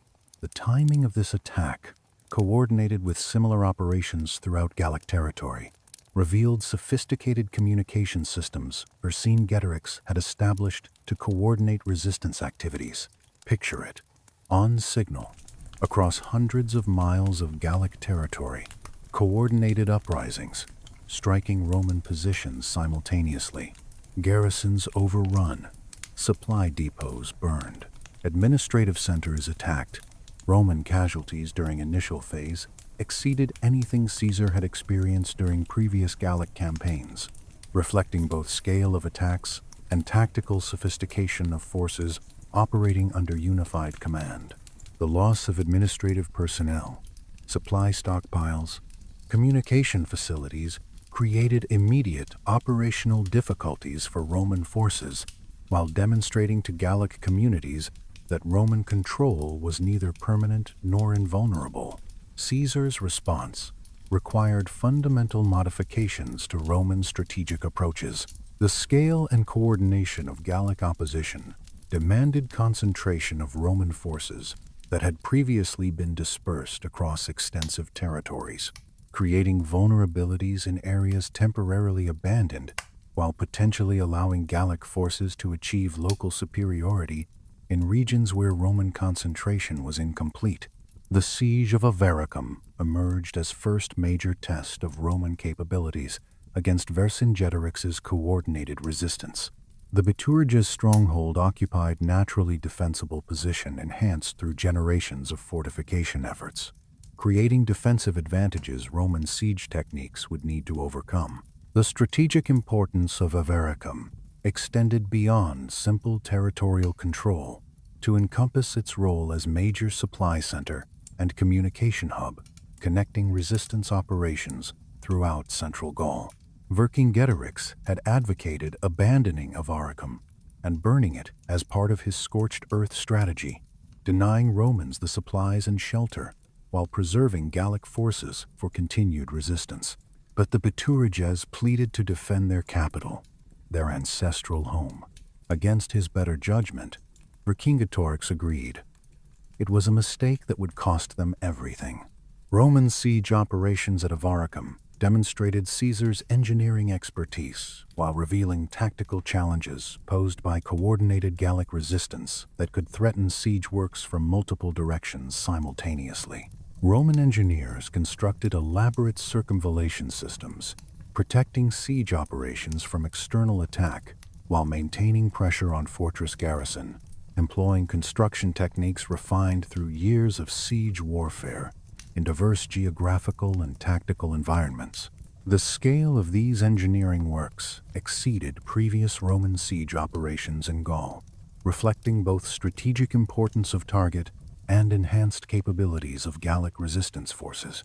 The brutal urban combat that characterized final phase of Avaricum's siege revealed psychological and tactical intensity, characterizing broader conflict. Roman soldiers fought house to house through narrow streets, while Bituriges' defenders used intimate knowledge of settlements' layout to create ambush positions and defensive strongpoints, maximizing casualties among attacking forces. The confined urban environment negated many traditional Roman tactical advantages while creating conditions where individual combat skills and personal courage became decisive factors. When Avaricum finally fell, Caesar's response was calculated savagery. The massacre of Avaricum's population, Roman soldiers systematically eliminating civilian populations that had supported garrison's resistance, was designed to serve as warning to other Gallic communities, considering participation in Vercingetorix's rebellion. Out of 40,000 inhabitants, Caesar's own account claims only 800 survived. Picture the horror: streets running with blood, bodies piled in squares, Roman soldiers drunk on wine from captured stores and drunk on violence, slaughtering everyone they found: men, women, children, elderly.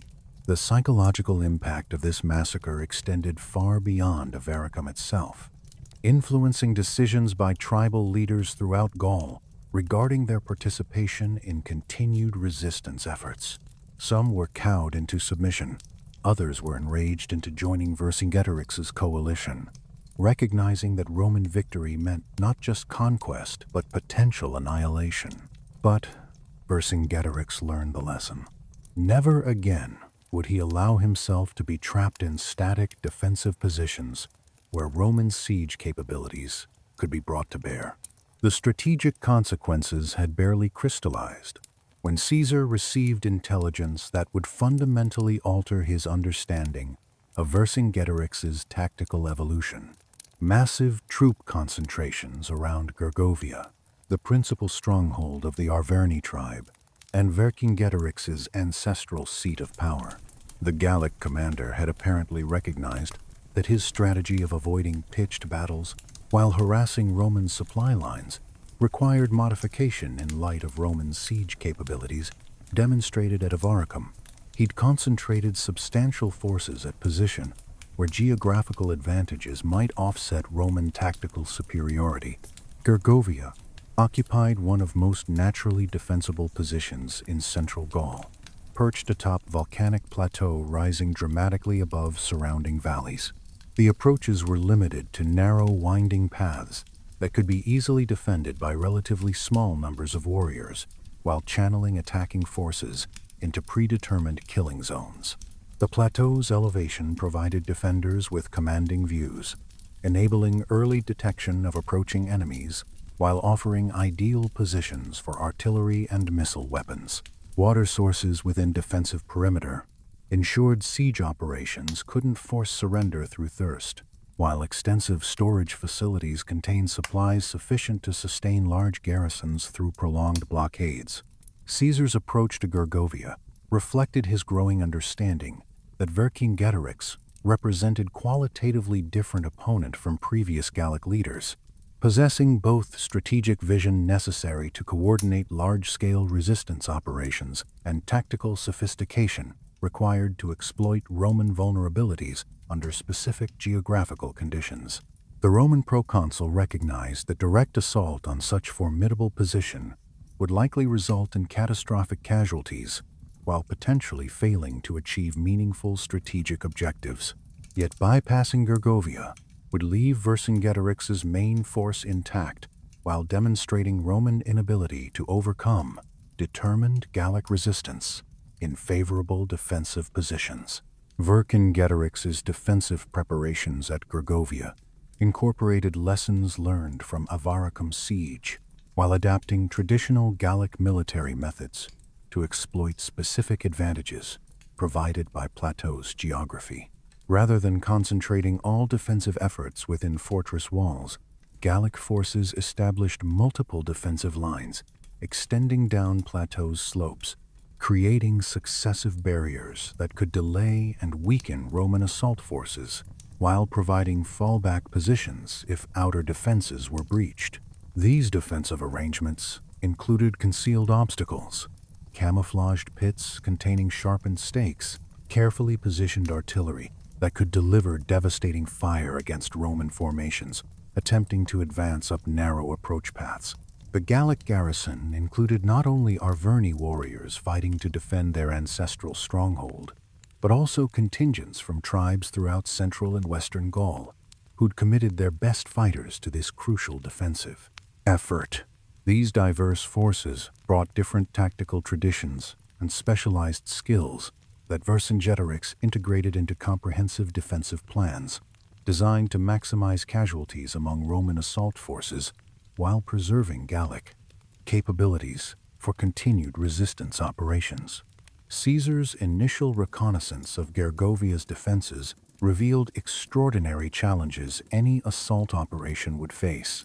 Roman scouts mapped defensive arrangements while identifying potential weaknesses that might be exploited through coordinated attacks. Yet reports consistently emphasized strength of Gallic positions and difficulties conventional Roman tactics would encounter in such terrain. The plateau's elevation negated Roman advantages in siege engines and artillery, while narrow approach paths prevented deployment of massive formations that had proven decisive in previous Roman victories. The first major Roman assault on Gergovia's outer defenses occurred after several weeks of siege preparation. Launched at dawn, when morning mist provided concealment for advancing forces, while reducing effectiveness of Gallic missile weapons positioned on plateau's heights. Roman legionaries advanced in carefully coordinated formations, designed to maximize their advantages in disciplined fighting while minimizing exposure to Gallic artillery and archery fire, employing shield formations and tactical movements adapted specifically for assault operations in mountainous terrain. The Gallic defense demonstrated both individual courage and tactical coordination, exceeding anything Roman forces had previously encountered during Gallic campaigns. Arverni warriors fought with desperate determination to protect their ancestral stronghold, while contingents from allied tribes provided mutual support, preventing Roman forces from achieving local breakthroughs that might have led to broader tactical success.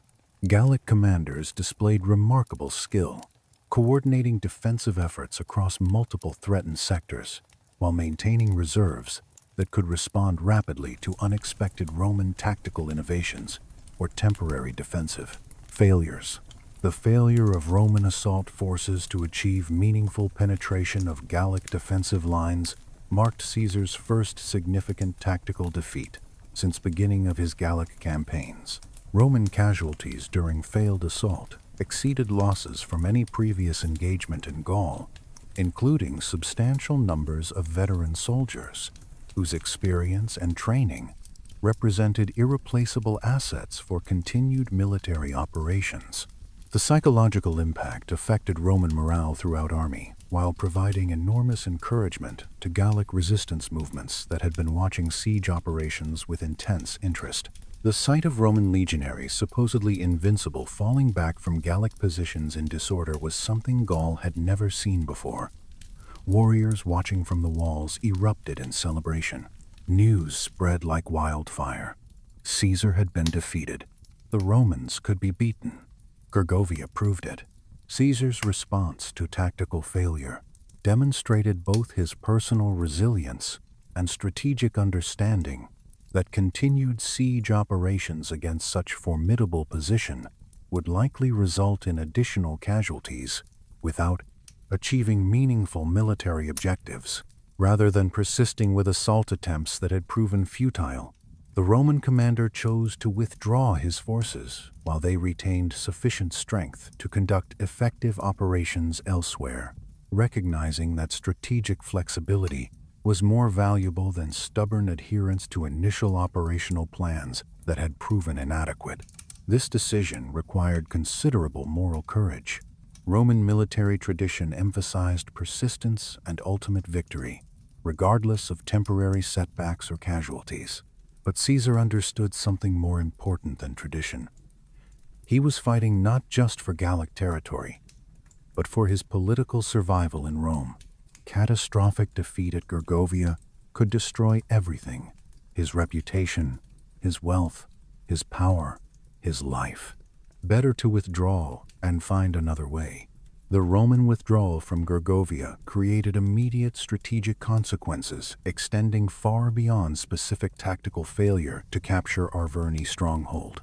News of Roman defeat spread rapidly throughout Gaul, encouraging tribes that had remained neutral to reconsider their positions, while providing concrete evidence that Roman military capabilities were not invincible when confronted with properly coordinated Gallic resistance. Tribal leaders who'd been hesitant to commit fully to Vercingetorix's coalition now began contributing substantial military resources to resistance effort, recognizing that Roman vulnerability created opportunities for achieving meaningful political objectives through continued coordinated opposition. Vercingetorix's strategic response to his defensive success at Gergovia revealed his understanding that tactical victories needed to be converted into broader strategic advantages through continued offensive operations that could exploit Roman vulnerabilities while they remained psychologically and militarily weakened by their recent defeat. Rather than remaining in defensive positions that had proven effective, the Gallic commander chose to concentrate his enlarged forces for operations designed to eliminate Roman capabilities entirely, while demonstrating to all Gallic tribes that complete victory over Roman occupation was achievable through unified resistance efforts. The concentration of Gallic forces at Alesia represented Vercingetorix's most ambitious strategic gamble, bringing together the largest Celtic army ever assembled while occupying position, offering both defensive advantages and opportunities for coordinated offensive operations against Roman forces that would be compelled to respond to such massive threat. The hilltop settlement of Alesia, perched on Mont Auxois above surrounding plains of Burgundy, provided natural defensive advantages rivaling those of Gergovia, while offering superior logistical support for enormous forces Vercingetorix was assembling from throughout Gallic territory. The strategic position commanded crucial routes through central Gaul, while providing secure communications with tribal territories that continued to supply warriors and resources for resistance effort. Caesar's decision to pursue Vercingetorix to Alesia reflected his recognition that the Gallic commander's growing strength posed existential threats to Roman control throughout Gaul that couldn't be addressed through defensive measures or limited offensive operations. The Roman proconsul understood that failure to engage and defeat concentrated Gallic forces would likely result in coordinated attacks against scattered Roman positions that could overwhelm individual garrisons while demonstrating Roman inability to protect their allies and administrative infrastructure.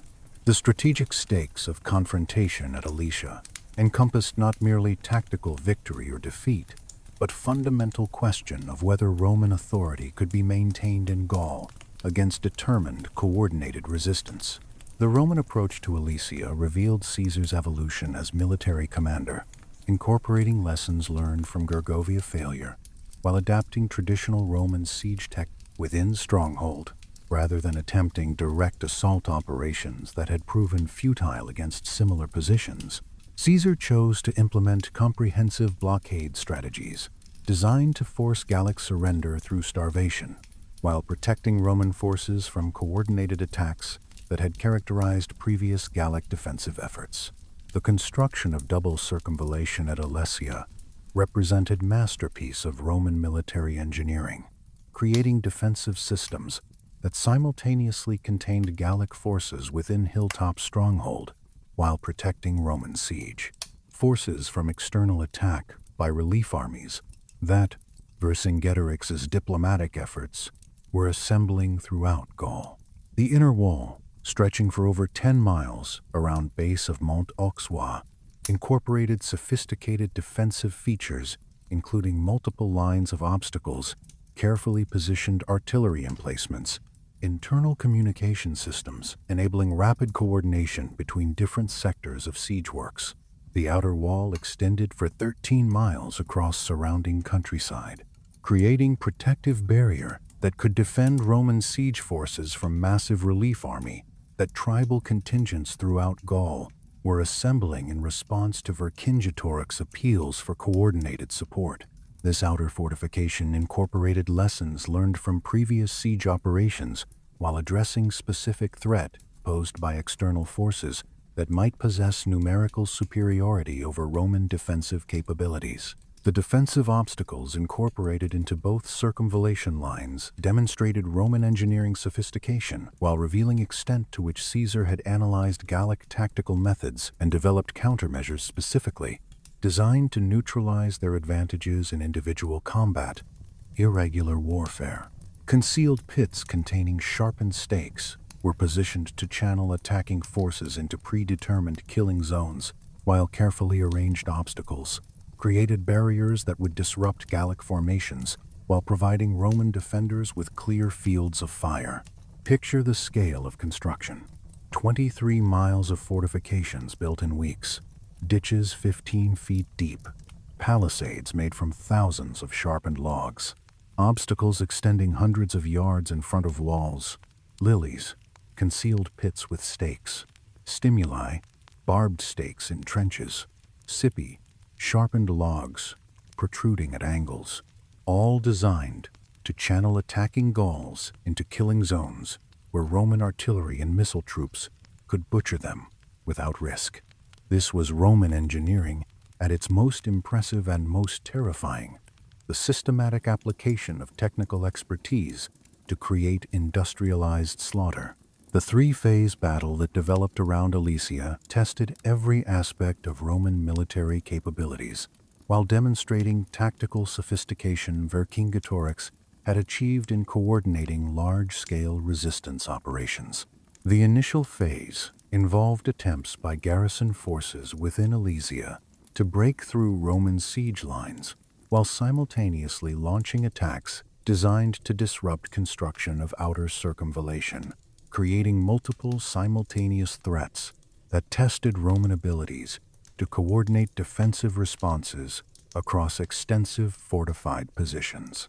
These coordinated attacks required precise timing and communication between Gallic forces operating from different positions, revealing organizational capabilities Vercingetorix had developed throughout his resistance campaign. The arrival of massive Gallic relief army marked beginning of second phase, creating conditions where Roman forces found themselves surrounded by enemies while maintaining defensive positions simultaneously under attack from internal and external forces. The relief army, reportedly numbering over 250,000 warriors from tribes throughout Gaul, represented largest Celtic military force ever assembled, bringing together diverse tribal contingents under unified command structures that had been carefully coordinated through months of diplomatic and military preparation. Picture the spectacle: 250,000 Gallic warriors converging on Alesia from all directions. Banners from dozens of tribes, Aedui, Sequani, Arverni, Bellovaci, Carnutes, streaming across the Burgundian plains. The largest Celtic army in history, assembled to save Vercingetorix and drive Rome from Gaul forever. Inside the Roman lines, legionaries watched this tide of humanity approaching and understood the mathematics. They were outnumbered, perhaps 5 to 1, trapped between the garrison inside Alesia and the relief army outside. If the Gauls coordinated their attacks properly, if they struck simultaneously from both sides, Roman defenses could be overwhelmed through sheer weight of numbers.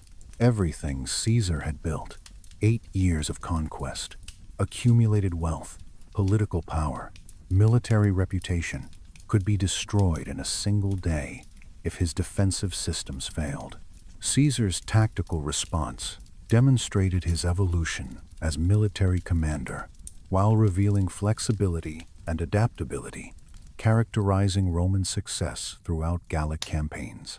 Rather than attempting to maintain static defensive positions that might be overwhelmed by sustained Gallic pressure, Roman forces employed dynamic defense strategies that could respond rapidly to changing tactical situations while maintaining integrity of their fortified positions. The climactic phase of Alesia battle began when Vercingetorix attempted to coordinate simultaneous attacks by garrison forces, relief army contingents, specialized assault groups that had infiltrated positions threatening crucial sectors of Roman fortifications.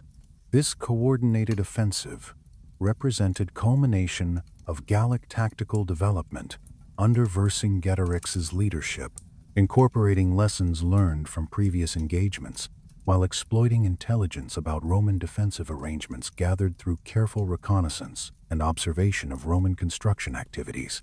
For 3 days, the battle raged. 3 days of coordinated Gallic attacks hitting Roman defenses from multiple directions simultaneously.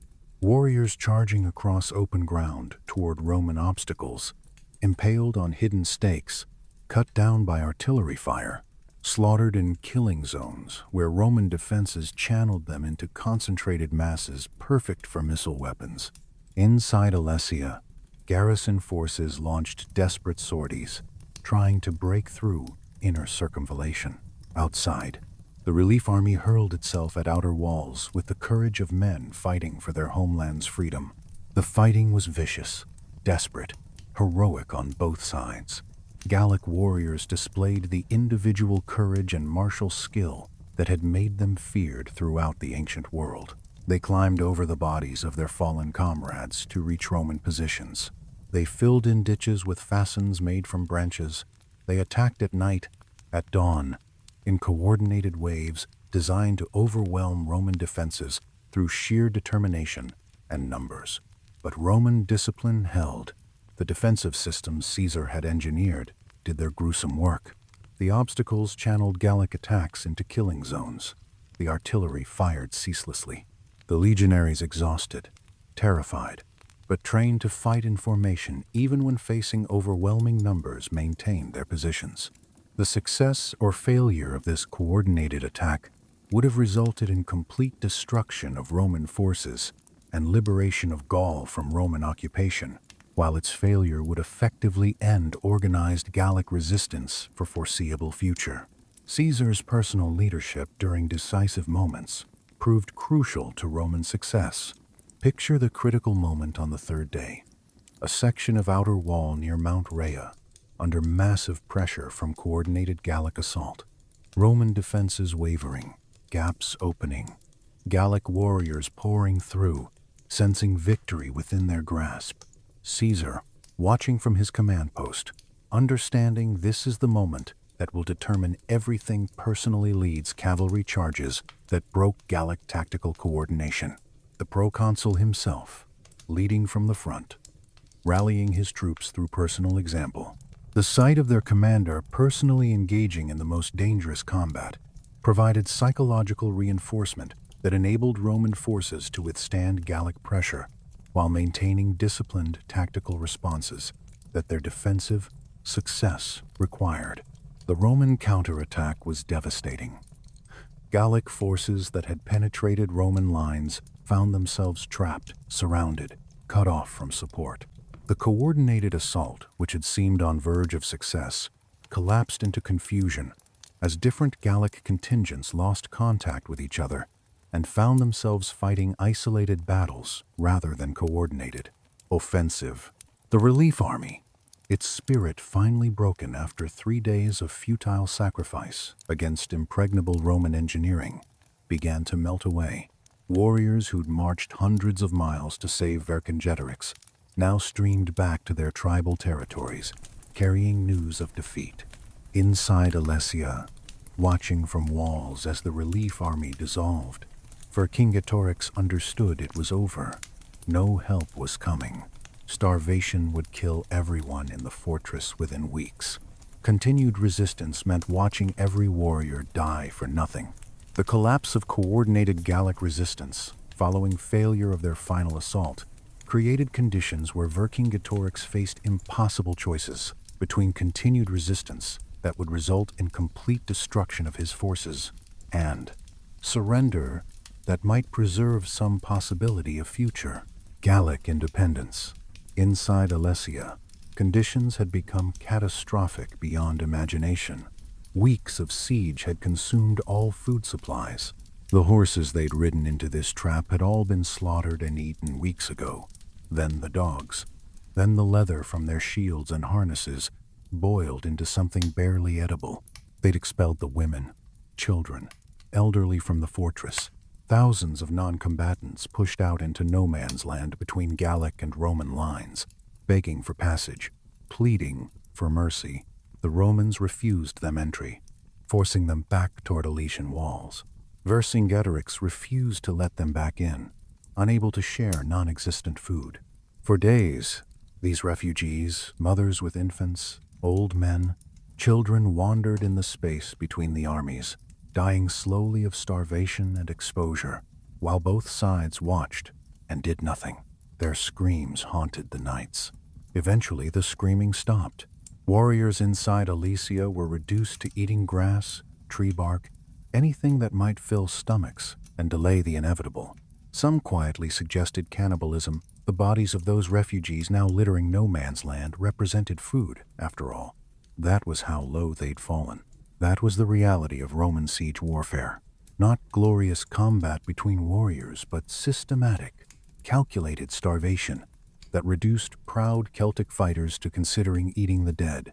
Vercingetorix called his war council and presented his decision. He would surrender himself to Caesar personally, dressed in his finest armor and weapons, maintaining dignity of Gallic nobility, even in defeat. Perhaps his sacrifice would earn mercy for his warriors.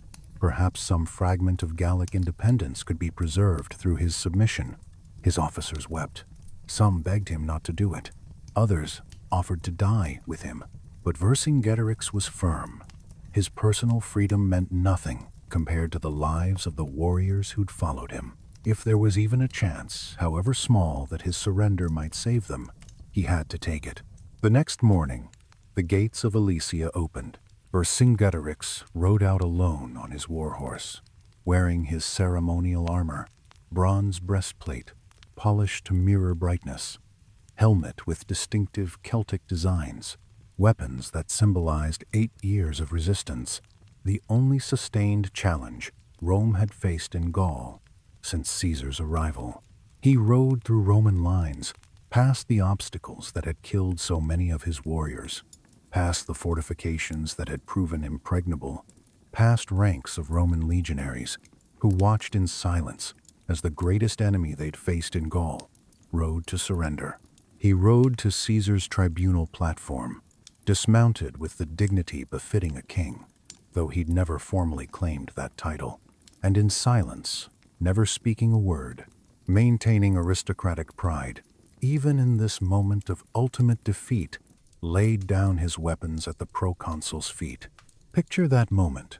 Vercingetorix, who'd united tribes that had never cooperated before, who'd defeated Caesar at Gergovia, who'd forced Rome to adapt its tactics, who'd led the largest Celtic resistance in history, standing before Caesar in submission. The man who'd come closer than anyone to driving Rome from Gaul, surrendering without speaking a word. His silence said everything. This is not submission born of fear. This is sacrifice for my people. I give you my body, spare theirs. Caesar accepted the submission with cold formality. No mercy for the garrison, no special terms for tribal territories. The 80,000 Gallic warriors who'd held Alesia, distributed as slaves among Caesar's legionaries, one slave for each Roman soldier as reward for their service. The tribal contingents that had followed Vercingetorix returned to their tribes as object lessons in the consequences of resistance. Vercingetorix himself, kept prisoner, paraded in chains through Rome during Caesar's triumph 6 years later, displayed as trophy before jeering Roman crowds. Then, according to Roman tradition, strangled in the Tullianum prison after the triumph ceremony. This was how Rome treated those who challenged its authority. 8 years of conquest concluded, 1 million enslaved during the Gallic Wars. Gaul transformed from patchwork of independent Celtic tribes into Roman province that would endure for 5 centuries, would be Romanized so thoroughly that the Gallic language would eventually disappear entirely, replaced by Latin that would evolve into French. The Druidic networks that had connected Gallic peoples across tribal boundaries, systematically destroyed, their sacred groves cut down, their priests executed or driven into hiding, the tribal assemblies that had made political decisions for generations, replaced by Roman administrative structures, the warrior aristocracies that had governed Gallic society, subordinated to Roman authority or eliminated entirely. Celtic Gaul was dead. Roman Gaul was born. And Caesar, he'd acquired wealth beyond measure. The gold and slaves from Gaul paid off his enormous debts and funded the civil war that would make him dictator. He'd created veteran legions, fanatically loyal to him personally. The soldiers who'd fought through 8 years of Gallic campaigns would follow him across the Rubicon and help him conquer Rome itself. He'd built a military reputation rivaling Pompey's eastern conquests. The Gallic Wars made Caesar's name synonymous with military genius throughout the Roman world. Vercingetorix's surrender at Alesia didn't just end Gallic independence. It set in motion the chain of events that would destroy the Roman Republic and establish the empire that would dominate Europe for centuries. The Gallic Wars weren't just about conquering barbarians. They were about one man's ambition transforming the entire trajectory of Western civilization.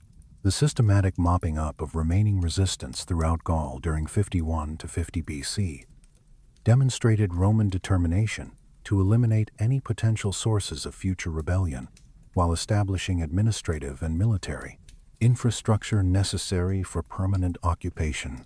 The Helvetii, who'd provided substantial contingents to Vercingetorix's relief army, retreated to their heavily forested territories in northern Gaul, where they attempted to maintain independence through guerrilla tactics reminiscent of Ambiorix's earlier resistance. Their strongholds, concealed within dense woodlands, became focal points for warriors who refused to accept Roman dominance and continued launching raids against Roman supply convoys and administrative centers. Caesar's campaign against Bellovaci involved systematic destruction of their forest sanctuaries, with Roman engineers employing fire and specialized cutting equipment to clear vast swaths of woodland that had previously provided concealment for guerrilla operations. Villages discovered supporting resistance fighters faced complete destruction, their populations sold into slavery, while their agricultural resources were redistributed to communities that had demonstrated loyalty to Roman administration.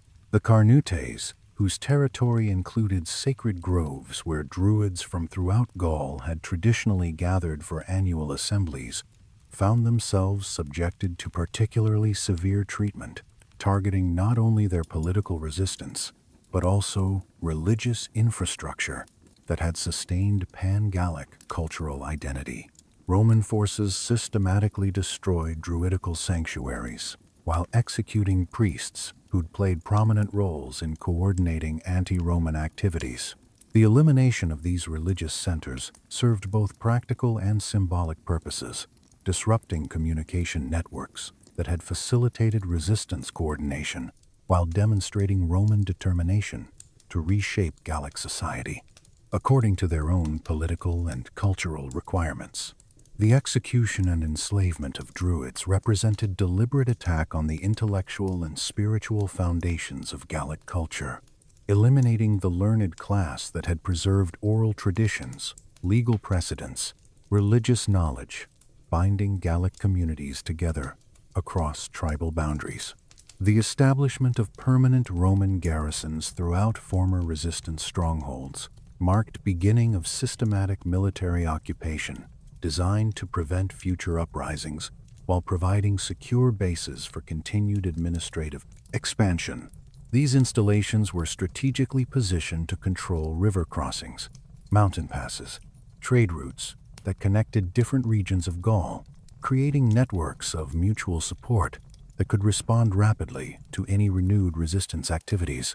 The fortified camps included not only Roman legionaries, but also auxiliary troops recruited from tribes that had demonstrated reliable loyalty to Roman interests, creating mixed forces that combined Roman tactical discipline with intimate knowledge of local conditions and potential threats. The systematic Romanization of Gaul began immediately following elimination of organized military resistance, encompassing comprehensive transformation of legal, administrative, cultural institutions that had governed Celtic society for centuries. Roman legal concepts gradually replaced traditional Gallic customs governing property rights, commercial transactions, criminal justice, creating unified legal frameworks facilitating trade and administrative coordination across tribal boundaries that had historically maintained distinct legal traditions. The introduction of Roman law required extensive training programs for Gallic nobles, who would serve as intermediaries between Roman administrators and local populations, creating new career opportunities for aristocratic families willing to collaborate with occupying authorities.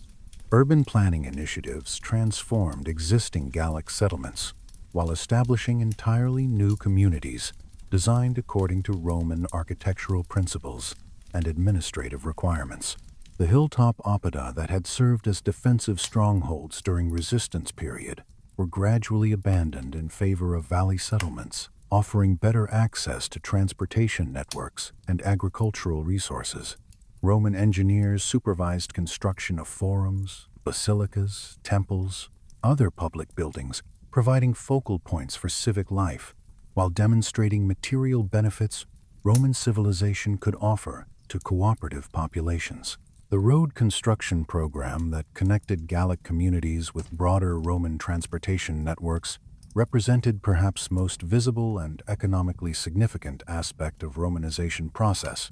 Roman engineers surveyed and constructed hundreds of miles of paved roads linking major settlements while providing reliable routes for military movements, commercial transportation, administrative communications.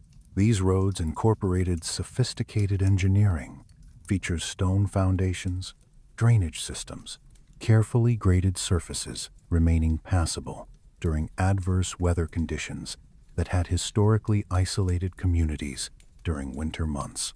The transformation of Gallic military traditions reflected broader changes in social organization, as tribal warrior bands were gradually replaced by Roman-style units, serving broader strategic objectives rather than local tribal interests. Former Celtic warriors found employment in Roman auxiliary forces, where traditional fighting skills could be adapted to Roman tactical requirements, while intimate knowledge of local terrain and conditions enhanced Roman military capabilities throughout region. This integration process required careful management to prevent formation of purely Gallic units that might serve as focal points for renewed resistance, while ensuring traditional martial values were channeled into service, supporting Roman strategic objectives. The economic transformation generated unprecedented wealth flowing steadily toward Rome, while fundamentally altering material conditions of life throughout Gaul. The systematic exploitation of Gallic resources began with comprehensive surveys cataloging agricultural potential, mineral deposits, human populations that could be taxed or conscripted for Roman purposes. The slave trade that followed Gallic conquest represented one of most lucrative and morally devastating aspects of Roman economic exploitation. Caesar's own accounts suggest over 1 million Gauls were enslaved during 8 years of conquest, generating enormous profits for Roman slave dealers, while providing labor for agricultural estates, mining operations, construction projects throughout Roman world. Tribute systems established throughout Gaul created regular revenue streams, financing both local administrative costs and Caesar's broader political ambitions in Rome. Each tribal territory was assessed tribute obligations based on population, agricultural productivity, strategic importance, with payments required in combinations of grain, livestock, precious metals, manufactured goods that could be readily converted to cash or used directly for military purposes. The collection of tribute required sophisticated administrative apparatus, including record-keeping systems, transportation networks, enforcement mechanisms that gradually extended Roman bureaucratic control into every aspect of Gallic economic life. The establishment of Roman commercial networks throughout Gaul created new opportunities for trade, while integrating former tribal economies into Mediterranean commercial systems that had previously remained largely inaccessible to Celtic producers. Roman merchants established permanent trading posts in major settlements where they exchanged Mediterranean luxury goods, wines, manufactured products for Gallic metalwork, agricultural surpluses, raw materials in high demand throughout Roman world. These commercial relationships created economic dependencies, reinforcing political control while providing incentives for cooperation with Roman administrative requirements. Mining operations throughout Gaul expanded dramatically under Roman supervision, employing both free laborers and slaves to extract gold, silver, iron, other valuable materials, contributing substantially to Roman wealth while supporting local economic development. Roman mining techniques and equipment increased extraction efficiency, while opening previously inaccessible deposits that had been beyond capabilities of traditional Celtic mining methods. The profits from these operations were shared between Roman investors and local communities, according to arrangements providing incentives for cooperation, while ensuring majority of benefits flowed toward Roman interests. The long-term historical consequences of Gallic Wars extended far beyond immediate territorial and economic gains to encompass fundamental changes in balance of power throughout Mediterranean world and beyond. Caesar's military successes provided him with wealth, veteran loyalty, political prestige necessary to challenge established order in Rome, leading directly to civil wars that would ultimately destroy Roman Republic and establish imperial system dominating European politics for centuries. The enormous quantities of gold and silver extracted from Gallic territories financed Caesar's political campaigns, while his veteran legions provided military foundation for his eventual dictatorship. The permanent expansion of Roman civilization into temperate European regions established precedents and administrative models guiding future Roman conquests, while demonstrating that Mediterranean political and cultural systems could be successfully adapted to diverse geographical and climatic conditions. The integration of Gallic populations into Roman society created hybrid communities combining Celtic and Roman cultural elements, producing distinctive regional variations of Roman civilization that would persist long after collapse of central imperial authority. The Gallic Wars also established Rhine as crucial frontier-defining limits of Roman expansion, while creating ongoing tensions with Germanic peoples who remained beyond Roman control. The systematic devastation of territories between Rhine and Roman-controlled regions created buffer zones, providing security for Romanized populations, while establishing clear boundaries between Roman and Germanic spheres of influence. These frontier arrangements would prove remarkably durable, influencing European political geography well into modern period, while creating cultural and linguistic boundaries continuing to affect European development today. The cultural synthesis emerging from Roman conquest of Gaul combined Celtic artistic traditions, religious practices, social customs with Roman legal concepts, architectural styles, administrative techniques to create distinctive regional cultures, profoundly influencing medieval European development. Celtic artistic motifs were incorporated into Roman decorative schemes, while traditional Gallic religious practices were adapted to Roman theological frameworks, creating syncretic belief systems, preserving important aspects of pre-conquest culture while accepting Roman political authority. The survival of Celtic languages alongside Latin created bilingual communities where cultural transmission continued through oral traditions, even as written communication increasingly employed Roman linguistic and literary forms. The Gallic Wars thus represented far more than simple territorial conquest. They constituted fundamental transformation, reshaping political, cultural, economic landscape of Western Europe while establishing institutional and cultural foundations, influencing European development for over 1,500 years. Caesar's systematic destruction of Celtic political independence eliminated traditional tribal structures while creating opportunities for new forms of social organization, combining Roman administrative efficiency with Celtic cultural resilience. The wealth extracted from Gaul financed transformation of Roman Republic into empire, while providing economic foundation for continued expansion that would eventually encompass most of known European world. The legacy of these 8 years of conquest would echo through subsequent centuries as Romanized populations of Gaul became integral components of imperial system while maintaining distinctive regional identities, preserving important aspects of their Celtic heritage.